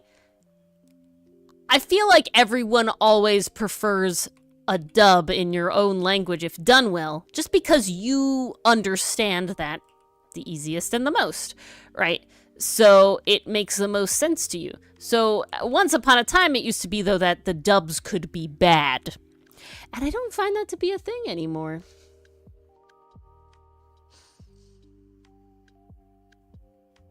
I don't... no, you did... No. I remember you saying you watched the dub in episode 9, but I don't remember you saying a change. You said you talked about changes in the Discord from earlier episodes, but I don't remember you saying a change about episode 9. I remember you saying that Choji's voice actor was very good. I think that's what you said. And so was Toga's. Togame. Well, I thank you. But yeah, I think there used to be definitely more of like the dub could be bad, so you had to know if the dub was going to be bad before watching the sub. But I feel like now the dubs aren't bad. I'm not so worried about the dubs being bad. So, it's worth it, you know? It has been for a bit, Safe. I think you're subscribed, though, so nobody can change it. If you're not subscribed, subscribe to make our number better.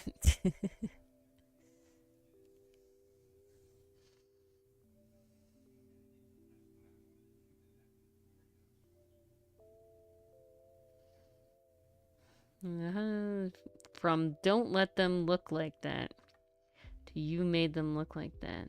Ooh. Yeah. I think it's definitely... I think I'm definitely leaning towards the dub.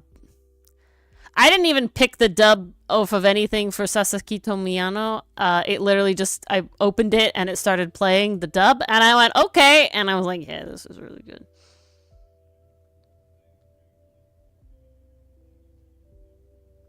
Alrighty, I am back. What have I missed? Hello? No, Safe. Oh. Sorry, I'm reading chat. I'm like bringing myself. Choji is the short, small, childlike one. Mars is back. Choji was the leader of the Shishitoren. I always have to double check that I'm saying the extra she in there. It's like, it's not Shitoren, it's Shishitoren. Well, it's like the Shishishito. Yes! No, it's actually no, you're right. Shishishito, yeah. Shishishito. For some reason, my brain was like, no, it's Shishichito. And I'm like, no, it's not. Because it's each Nissan Shigoroku Shishi, right? That's 7. Shishi. Yeah. Shito. Shishishito.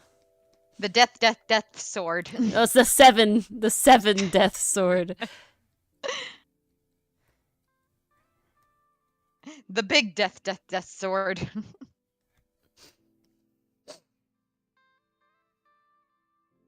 I thought they were dogs. Was it a tiger? I thought it was an ugly dog. Maybe I'm blanking. Maybe I'm tripping. I thought it was dogs too. I can look it up real quick. She, Boren. Windbreaker. Oh, it's lions. We're all wrong. Ah, damn it. Well, got him. Oh, Pastrypuff got in there. I think the orange is just throwing you safe. The orange is misleading. Oh, God. Togami Joe. Best character. Is it bad that every time I hear Joe, all I think of is Gearless Joe? No, because honestly, like, yes. That's the only character in my brain is like, that's Joe in anime, and there's nobody else. Guys, watch Megalobox. It's very good and very underrated. And it's not sad. It's not depressing in the end, like my problem. Okay, it's not depressing at the end. I feel like emotional roller coaster. Okay, if I couldn't deal with emotional roller coaster, then link click. Then 90% of the anime for like military service and stuff. Yeah. And suicide. Yeah. It's just a huge cat. There's a lot of huge cats. What was my brain saying? But yeah, Mars, if I couldn't deal with... You were talking about being able to get through emotional roller coasters. If I couldn't deal with emotional roller coasters in anime, what anime could I watch that we've watched? That is very true. You never would have survived Sarazamai. Never would have survived Link Click. Never. Frieren would have just ended you on the spot. Exactly. Demon Slayer. In episode 1. Jujutsu Kaisen. Fucking forget about it. I'm impressed I'm getting through Jujutsu Kaisen, if we're being honest here. If Yuji wasn't Yuji, I probably would have dropped it. But Yuji has the hope in him. I'm praying that Yuji doesn't have a Midoriya moment where he like turns to the dark side and loses all hope. Briefly. I can't have that. I did stop watching My Hero, however, it was not related to that. I just wasn't into it. It's a Maine Coon, yeah, exactly. They're house cats. No, that would be rough. That would be very rough. I don't know which one you talked about, Safe, but I don't plan on it. If you're talking about My Hero, there's a lot of other shit that happens. If you're talking about Jujutsu Kaisen, lots of shit in that one, too. Mars, don't say anything in chat, okay? I got some ice cream when I went downstairs, too. Very good. Now I'm extra happy. JJK? Yeah, we definitely didn't spoil anything in JJK. All I'm saying, I gotta say, if you're on the internet and you don't know that the writer is the writer for JJK and what their sort of proclivities are, but I won't, specifically spoil anything. I will say, it's an anime that if Mars wasn't watching it with me, I probably never would have gotten through, and, if Yuji wasn't Yuji, I probably wouldn't be doing this. I did encourage you to watch season 1. You did. No, I did start you down the rabbit hole. I wasn't gonna watch it. I had no plans on watching it. You recommended. Because Yuji was the most wholesome little guy ever. And again, if Yuji wasn't the character that he is, I wouldn't be waiting for season 3. However, I did specifically spoil myself for Jujutsu Kaisen because I had to know. I won't say anything. And I did spoil Mars about it, but I had to know. And I was thankful, but also it's not good. At least we know what happens and we can brace ourselves. I could accept it. No, but we did talk about the voice actors for that save. I don't know. I'm not really... I was looking at a bunch of, like, the Crunchyroll runs, and half of the ones that were coming out now were, like, isekais, and I was just like, I don't really want that. Yeah. I don't know. I was looking at Solo Leveling, and I was thinking, like, maybe, but also... I don't know. It wasn't hooking me for some reason. And there's so many other things that need watching. I find that I'm definitely kind of because there's a bunch of anime that are isekais that have like 3 seasons, and I saw the first season of, and it was just like, I don't really feel like watching more of you. I'm having that issue with Dr. Stone right now. I absolutely love Dr. Stone in the first 2 seasons because it's all focused yes. around like Reverse we are isekai literally in the Stone Age and we have to make modern things with the tools we currently have. And they find a way to do it. And I think that's really, really cool. I also like the second season where they go up against the villain, or not even the villain, more so the antagonist of the series, because that's a whole like battle of morals as well. So it gets really interesting. Now in the third season, they're kind of expanding their horizons. Now they're taking a ship to go across the ocean to see if there are more people. They're progressing very fast and very far.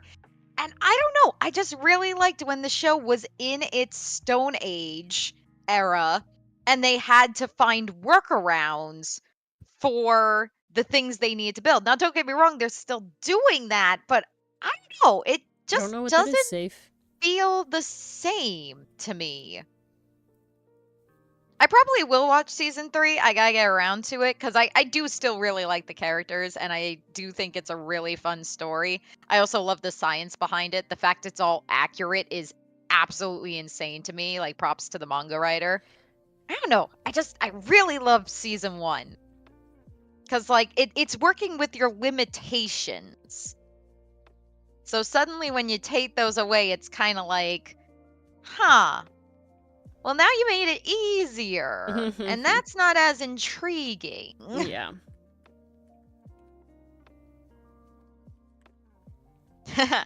Nope, he's hugging his pet bird that immediately died in the first fight. And that's why he's important here. He came back, but he died. And he came back. They both came back. But then that drove the entire rest of the plot. Yeah. And then we sold our souls. To bring him back. Yeah, that's why it drove the entire rest of the plot. This is not it. And what was that? That was like session 2. Yeah. God, I remember when that character died. That was my first ever D&D campaign. And I turned to like Ori. A classic one. Oh yeah, that's a hella classic anime. It's like up there with Naruto. Naruto, what's the other one? I guess One Piece? Yeah. But yeah, I remember playing that, and when his character died at the end of the session, I asked everyone at the table, like, oh man, do characters normally die in like session 1 or session 2, whatever session was? It was really early. And they're all like, no, that doesn't usually happen. I was like, oh, okay. So this is an outlier then. Yep.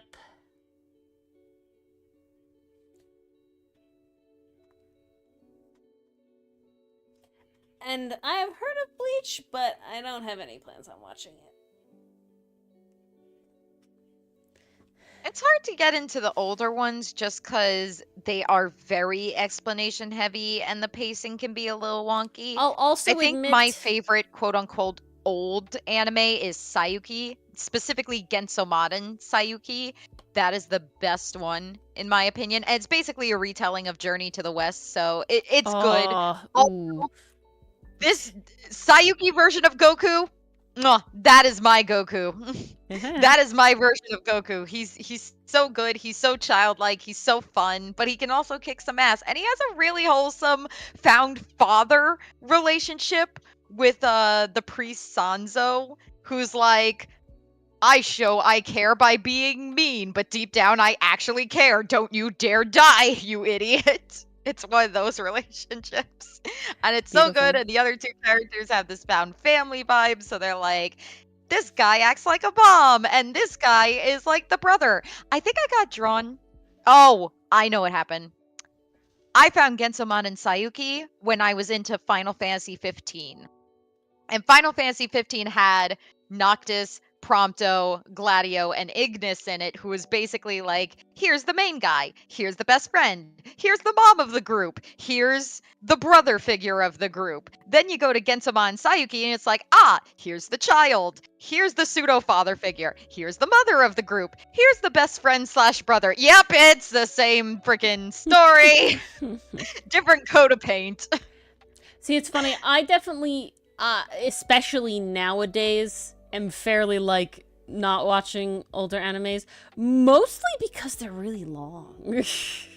Gensoma and Sayuki, I think, actually was on the shorter side. I think it was about 56 episodes. That's not the worst. That's probably something I could do. But like, I was like, you know, I might like Hunter x Hunter. I've seen things talk about it, and it's like, yeah, no, there's too many episodes. I can't do 150. Yeah, it's like, I think. My days of watching 100+ episodes of anime are very, very far behind me. We will solely watch Fairy Tail because it was only 56 episodes that I hadn't watched yet, and we're starting it now, like, again. So it's like I don't have to be like, oh, I have 100 billion episodes to watch. You know, it's like I can watch it once a week. That's like a manageable thing, you know?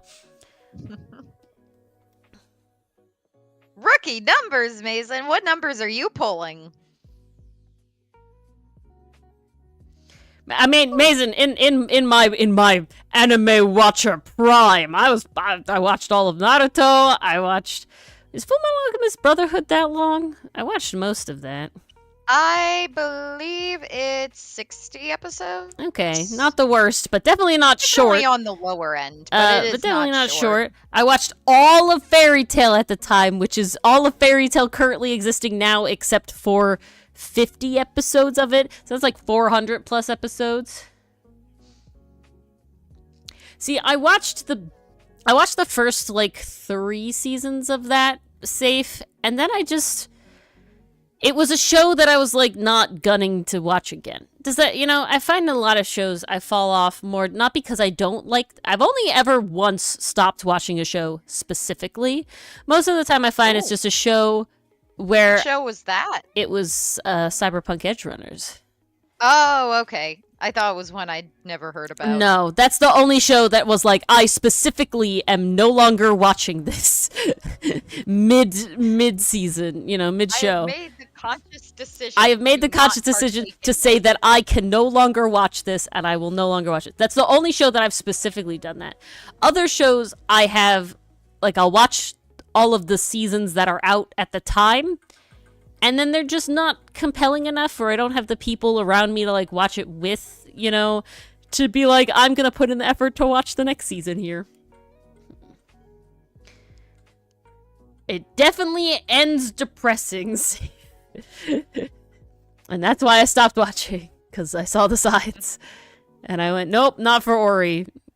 Ori got out before it was It's too real. It's too real in like a capitalistic dystopia sort of thing. It's too real. Yeah, I could never watch Berserk. That would kill me. Chainsaw Man, I'm not interested in for a number of reasons, but Berserk would literally end me. I could not watch that. You would not like Chainsaw Man at all. Yeah. These are not Ori shows. Versus... I can't wait for you to watch more Sasaki to Miyano Mars, because it's very much just like, this is exactly the show Ori wants. There's no angst, and it's just happy, fun, goofy times, and your heart is full of joy. And it's just like, yes, I needed this after, like, even MASH having, like, tense moments. You know, there's no real tense moments, I felt. Every episode is just like, ooh, very nice. Like I said, I am having fun with it. I desperately want to watch the next episode, and that is what I will be doing after stream tonight. Beautiful. You know, after I watch Windbreaker, of course. Yes. Which is also a fun episode, but for different reasons. But a lot of embarrassed Sakura.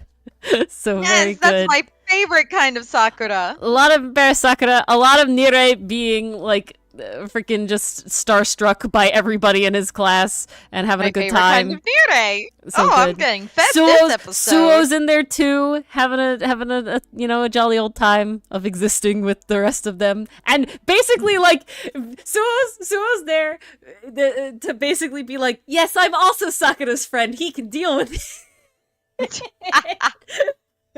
Okay, I have been seeing so much OT3 art of Suo, Nire, and Sakura. I mean, they're basically, because they're all the same grade, right? Before we met these two characters that are also, in their class and thus the same grade, right? Mm-hmm.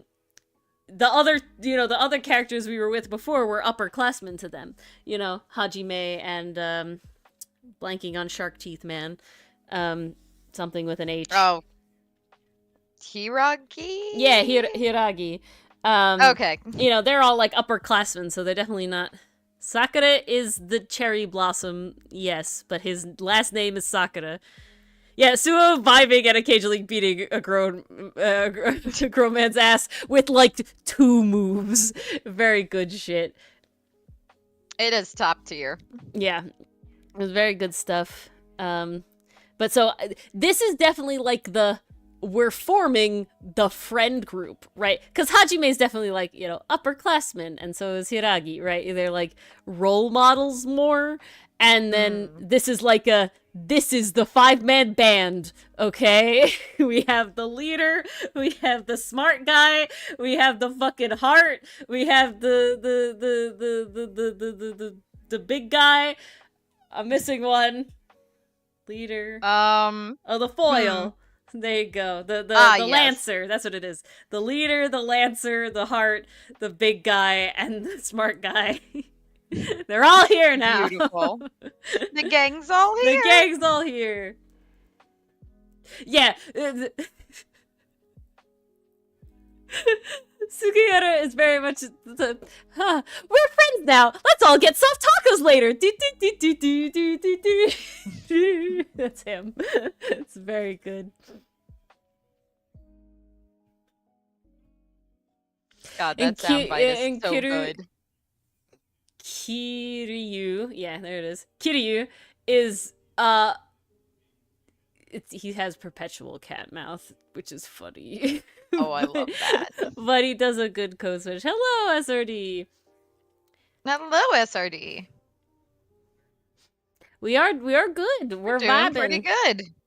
Talking about lovely anime stuff, things for Mars to expect. Mostly been an anime night. In our discussions. I kind of expect this one to turn into that solely because Windbreaker comes out on this day, and I know that Pastry Puff is chomping at the bit. I too am chopping at the bit. Well, you haven't watched it yet, though. There's a difference. I will watch it tonight. It doesn't count for stream, though, Mars. I only have so much time. I know. What are we watching? Lots of things. Big one that comes out daily is Windbreaker. That's what we're on right now. It doesn't come out daily. It comes out once a week on Thursdays. It's coming out currently is the word that I wanted. There you go. But didn't say. Honestly, we should make like an anime list and like a channel and pin it Mars at this point, just so everyone can be like, what animes do Mars and Ori talk about all the time? Watch them.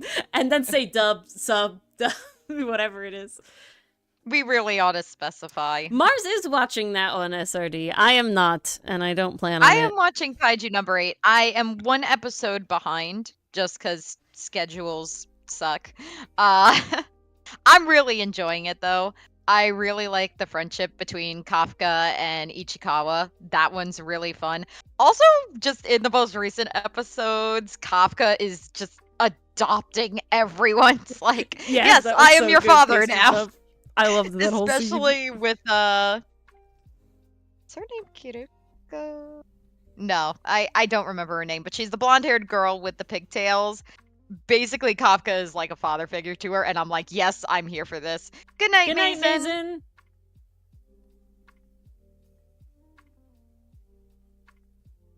I'm very fascinated where they're going with the villain. He seems very interesting. Although I think I've been watching way too freaking much anime because there's literally I guess spoilers for something that happens quickly that isn't exactly plot relevant. It's more so to set up the villain. But spoilers anyhow for Kaiju number 8 and I guess the villain. 3, 2, 1. So there's one scene where this poor sap of a guy is driving his car and he unfortunately wanders into our villain. Now, the villain is a kaiju, but he can disguise himself to look like a human. So he's been blending into society, infiltrating, if you will. And literally, as soon as this guy like gets out of his car and is like, "Hey, fella, do you need help?" I'm like, "Oh, you're dead. You're so fucking dead. It was nice knowing you. Sorry, fodder." Oh. That's how you know you watch way too many anime, when you can see the death flags a mile away. Hey, I'm happy about that. If I'm being honest, I'm glad that I'm so anime literate where I can see the death flags, because it saved me a lot of torment this one time so far. So you know what? Works for me. It also sometimes it's really good to be familiar with the tropes. It's just the vibe. It's one of those things where it's like I don't even know if I'm conscious about it anymore. It was definitely just like I did not say death flags. Put away your flags. It's very much like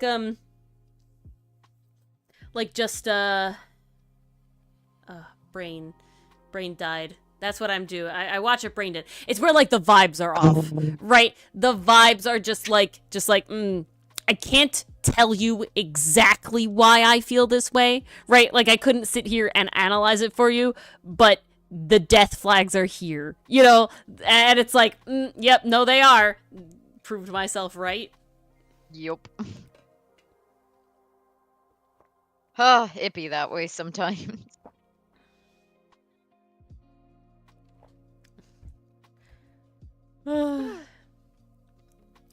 Laid Back Camp? I like Laid Back Camp. One of my friends showed me that one.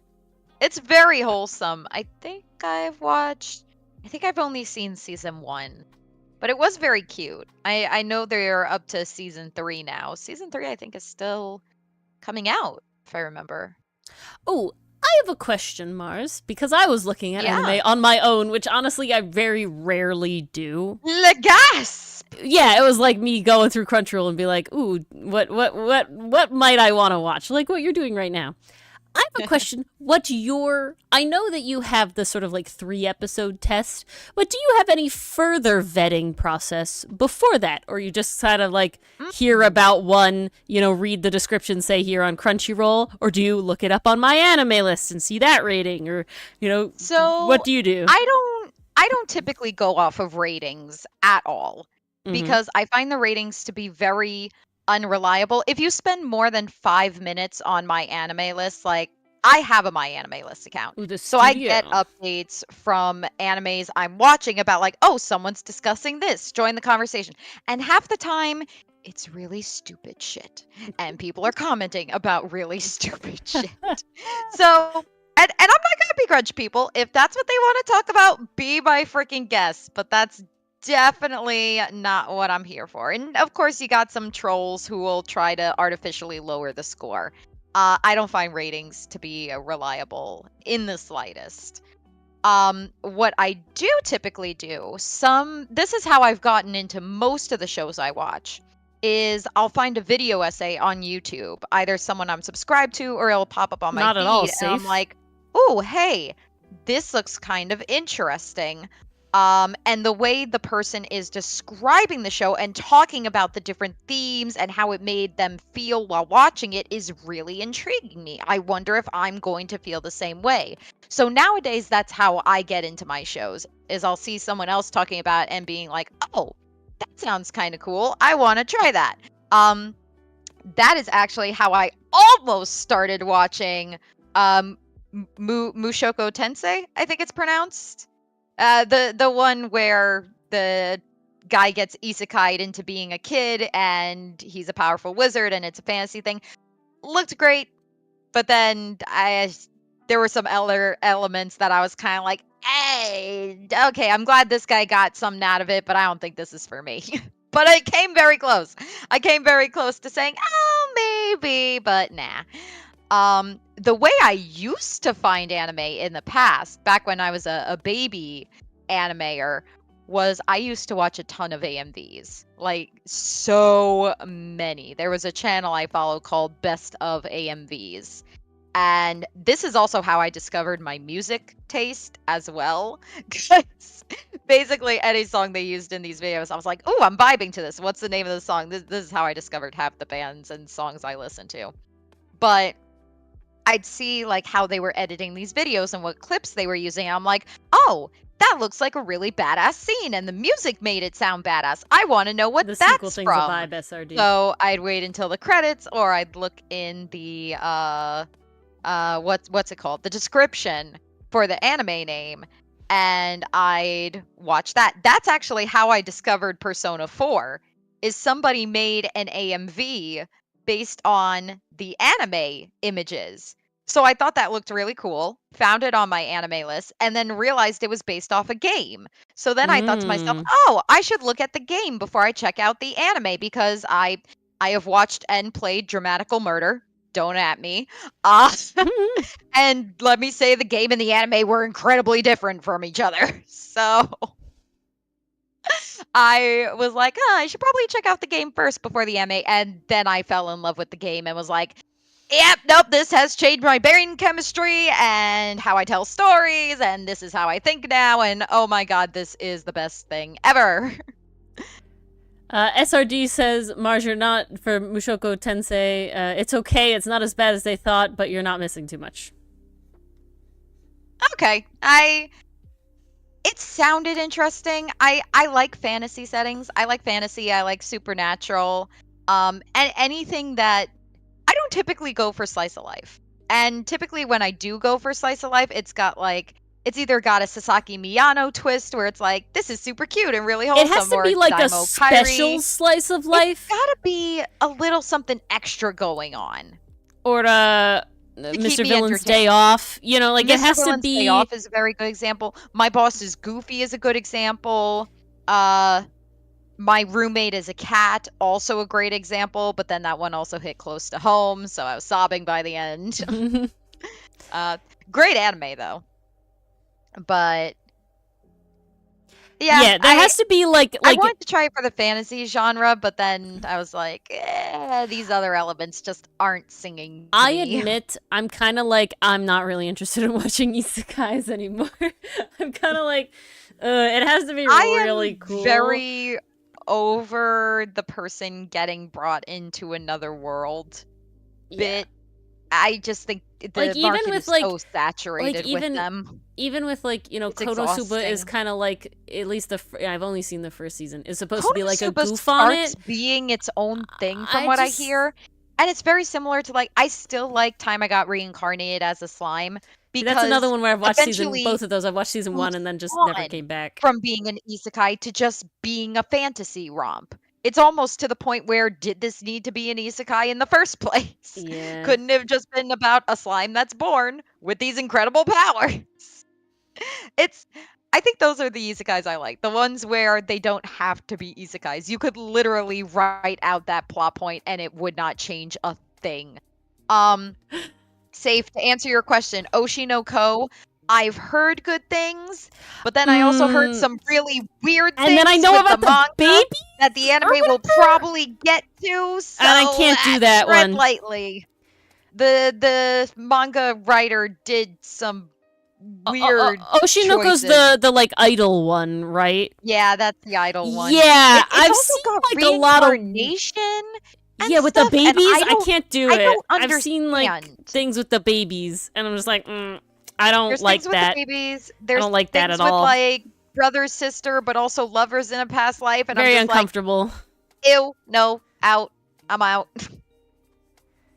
I don't care if it has commentary on idol culture in Japan. It's not worth it. You know what does have idol culture? Talks about idol culture in Japan that doesn't have incest. Ya boy Kongming. That is a fun anime. I really liked that one.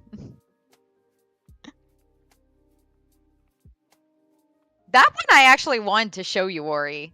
Because I feel like as an artist, you would appreciate it. That and Blue Period, but I think Blue Period might make you sad. Again, if it ends sad, we have a problem. It doesn't end sad, but the problem is Blue Period is solely about, like, being an artist.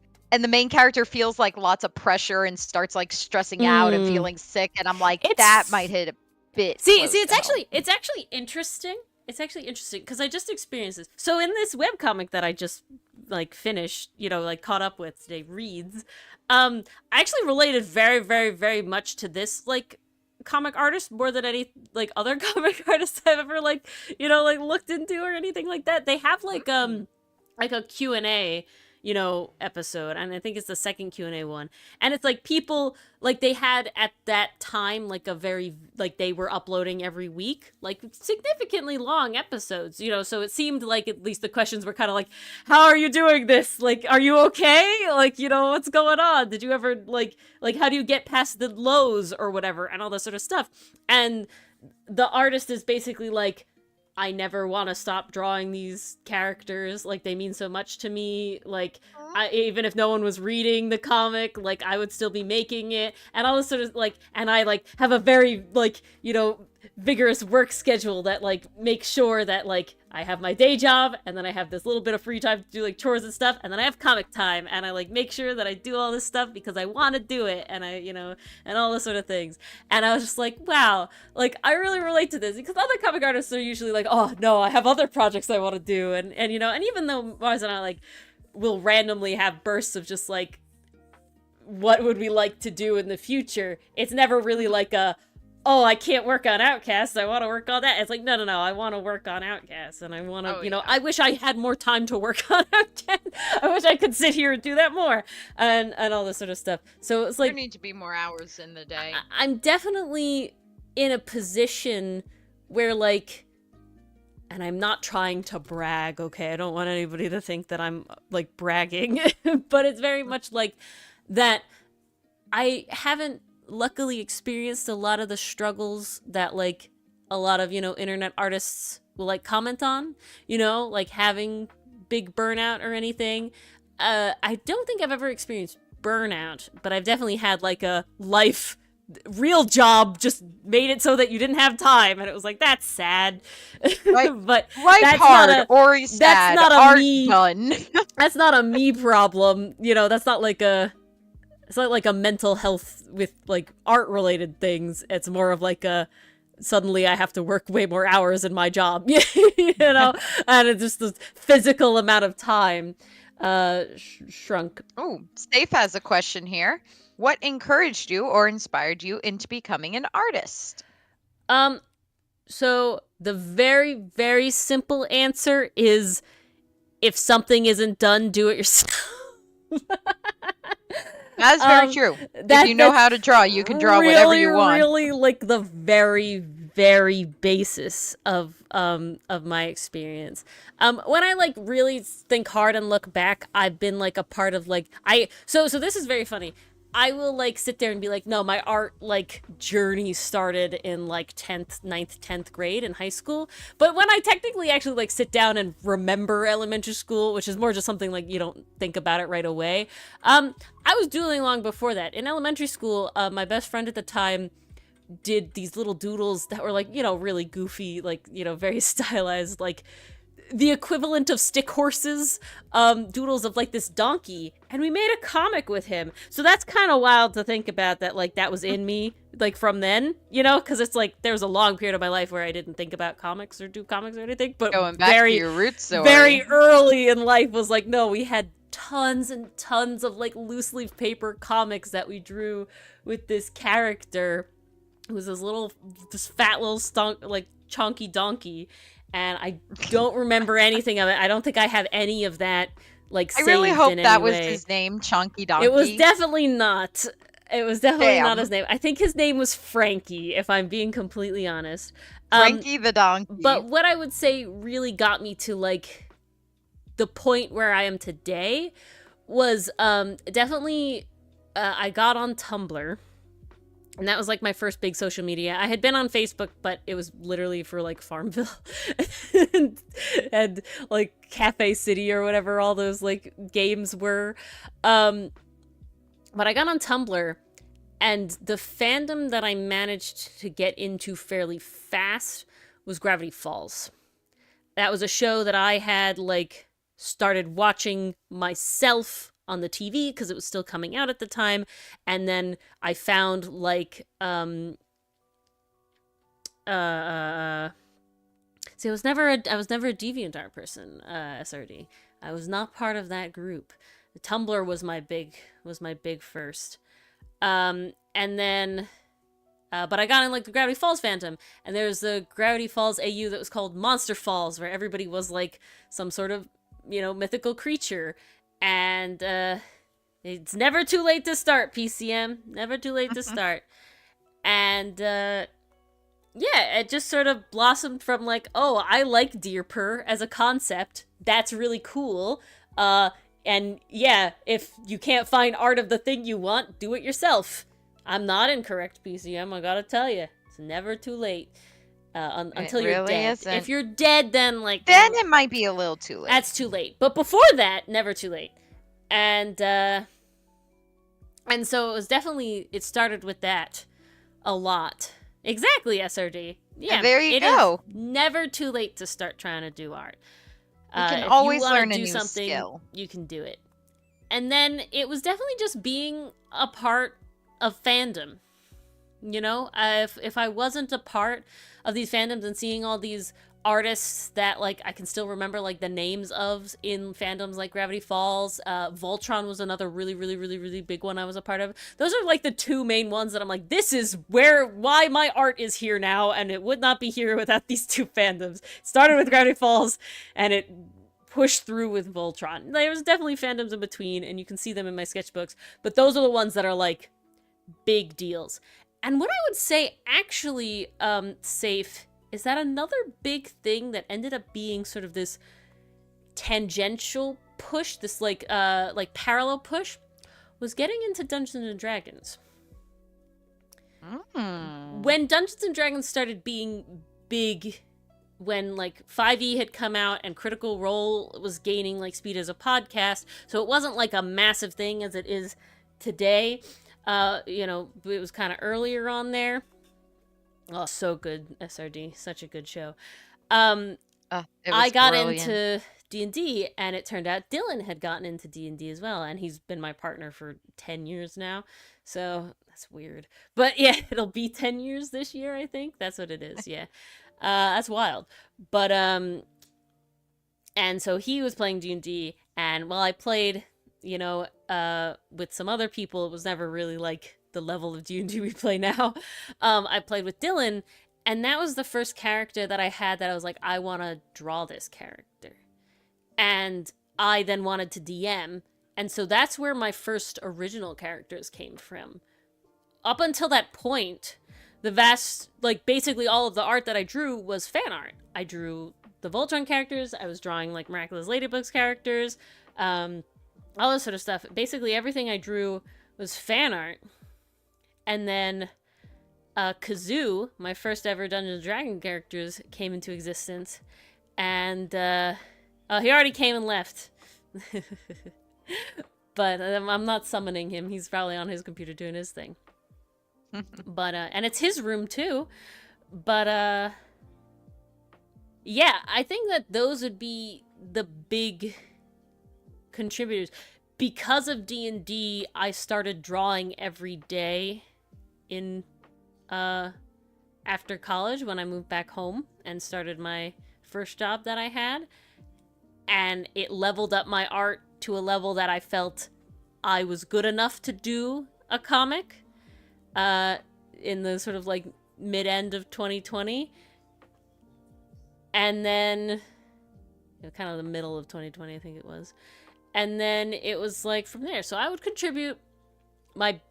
So these are what like inspired me to start art. I think nowadays my biggest like specific artistic inspirations come from mostly other like comic artists.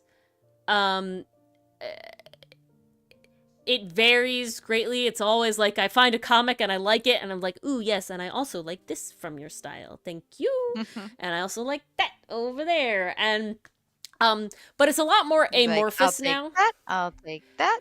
Because like Mars will say this and she'll go, "Oh, Trigun Stampede changed your art style." And it did, but not because of Trigun's art style.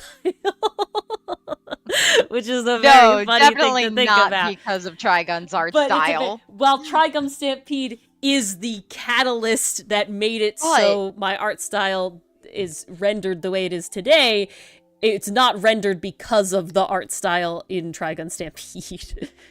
Completely off topic, but tangentially related. I find it so funny that so many artists had the same reaction when Trigun Stampede came out. Literally every artist was doing fan art from that, or like putting their characters in Trigun inspired outfits, and they were all captioning their posts with, "Why is my art suddenly good?" Yeah. Like, how did my art suddenly improve? I find it so hilarious that was a universal experience. It's a canon event. Was a catalyst for everybody. I just find that so funny. But yeah, I was not immune. I felt like my writing got better after I watched Trigun. It's so funny. I'm like, what the fuck just happened? But yeah, I think the biggest thing has been I like drawing. It's what I want to do. I miss it, right? Like I miss, if I have downtime in a place and I don't have my sketchbook, I'm sad. Like it's, you know, it's what I want to do. My parents were always like, "Oh, like, or you're like shut up in your room all the time or whatever." And it's like, that's where I want to be, doing art. Like, I don't want to be not doing art. I don't want to have to go somewhere and not do art. And so it is like very much something that is very important to me. I've always been a crafty kid. I have a lot of skills in a lot of various crafts, but art is the one that I've definitely like stuck with the whole time. Because they were compassionate. Are you asking my parents, like, they cared about me and that's why they were worried? Or are you saying the word would be I'm passionate about art? That would be the word.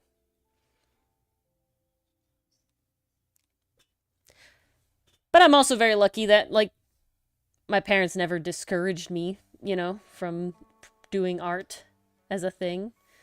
I'm very lucky there. That is lucky.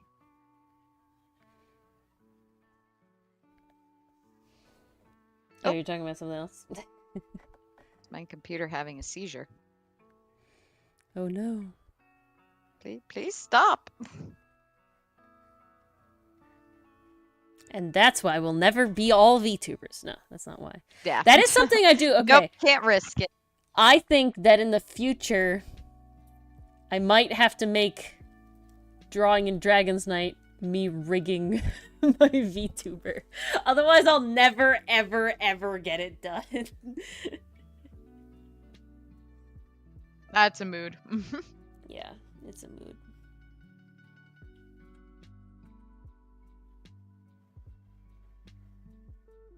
Yeah, and I think that's good. I never wanted to pursue art as my job. I definitely got way more into art after college. Like, I was pretty into art during college, but definitely, like, after graduating is, like, very much like, now I'm serious, you know, about it, and literally, unexaggeratedly, basically drawing every day. And so everything like that. So it's like, now I have nice time to do the thing I want to do. I will say this completely honestly. My first job out of college was horrific and terrible and the worst, like, honestly, probably the worst 2 years of my life. You were miserable. Yeah, probably. So, honestly, art was a big escape for literally all of my free time was, I do art because I want to not have to think about work. And it was also around the time of the pandemic, so, like, escape were needed. It's wild, though. While the pandemic did happen, and there was a period of time where it definitely concerned my life. Overall, my life didn't really change because of the pandemic. And the reason for that is because I wasn't really a partying outside person anyway. I had just moved back home from college, so, like, it wasn't like I had a lot of friends to, like, hang out with. Literally, it was Mars, and she was still at college for the beginning portion of that. And so it wasn't Until like I was... kicked us all out. Yeah, but so it wasn't like I was planning to be, like, hanging out with people every night, you know? I lived with my parents, so I was already living with my parents. And the job that I got didn't really change because it was already like 99% outside, and I worked alone, you know, with like a tree crew, but they were outside, and so, you know, you wear a mask and you're away and everything. So my job didn't really change. The only thing that gave me concern about the pandemic is that both of my parents' jobs were work from home for a significant amount of time of the pandemic. And so I was very upset that I wasn't work from home, because it was like, if they get sick, it's my fault. Right? I'm the one that has to go out every day into like the great wide the unknown nowhere. And so if everybody in my household gets sick, I'm the reason, and there's no question, right? There's no other explanation. But once they had to go back into the office a few days a week, it was like, well, that kind of sucks. It was at least like, at least I know that I'm not the only one bringing the pathogens inside. So that was funny. But no, it's very weird to think about that, because it did affect so many people's lives. But in all complete honesty, my job never shut down. And honestly, it was mostly just hell the whole time. And it would have been hell without the pandemic too, I'm 99% sure. Because that hurricane had nothing to do with the pandemic. Yeah, no, that was terrible. Oh, the worst. But yeah.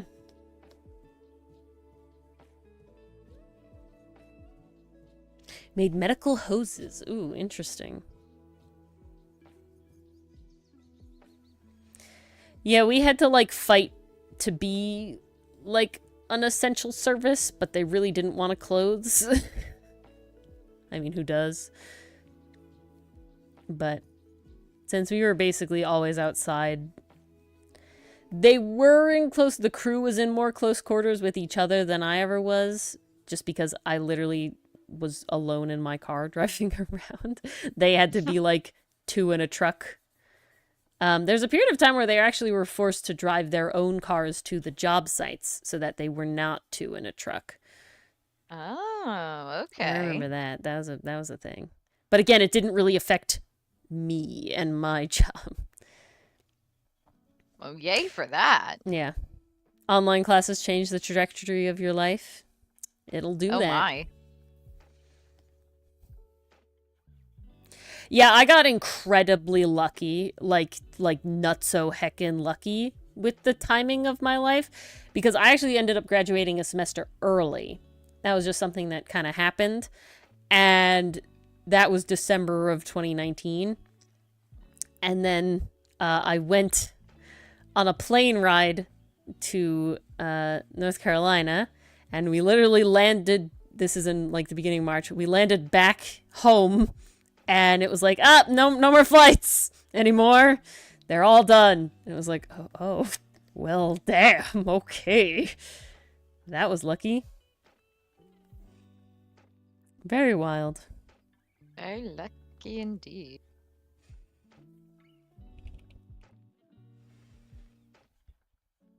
Oh, I was thinking about your mech thing, Mars. And I think that if we were to do something with mechs, I think I would have to do it in like we could have like the antagonist or the villain be mech related, but not all of the characters. Just because you don't have to draw the villain every single time. Well, that's fair. Right? So if it's the main people in the mechs, it's like, now this is all the time. Oof. I hope they're doing alright, SRD. Oh boy. It's definitely fatiguing.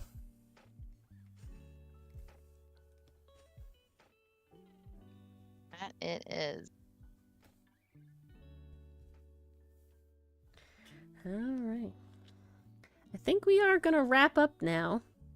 I actually got a fair amount of work done on these. It is past Doug's birthday, sadly. It was yesterday, but such is life. I'm doing 80 bajillion things. It'll get done, and they know it's coming. It'll slowly get done, yep.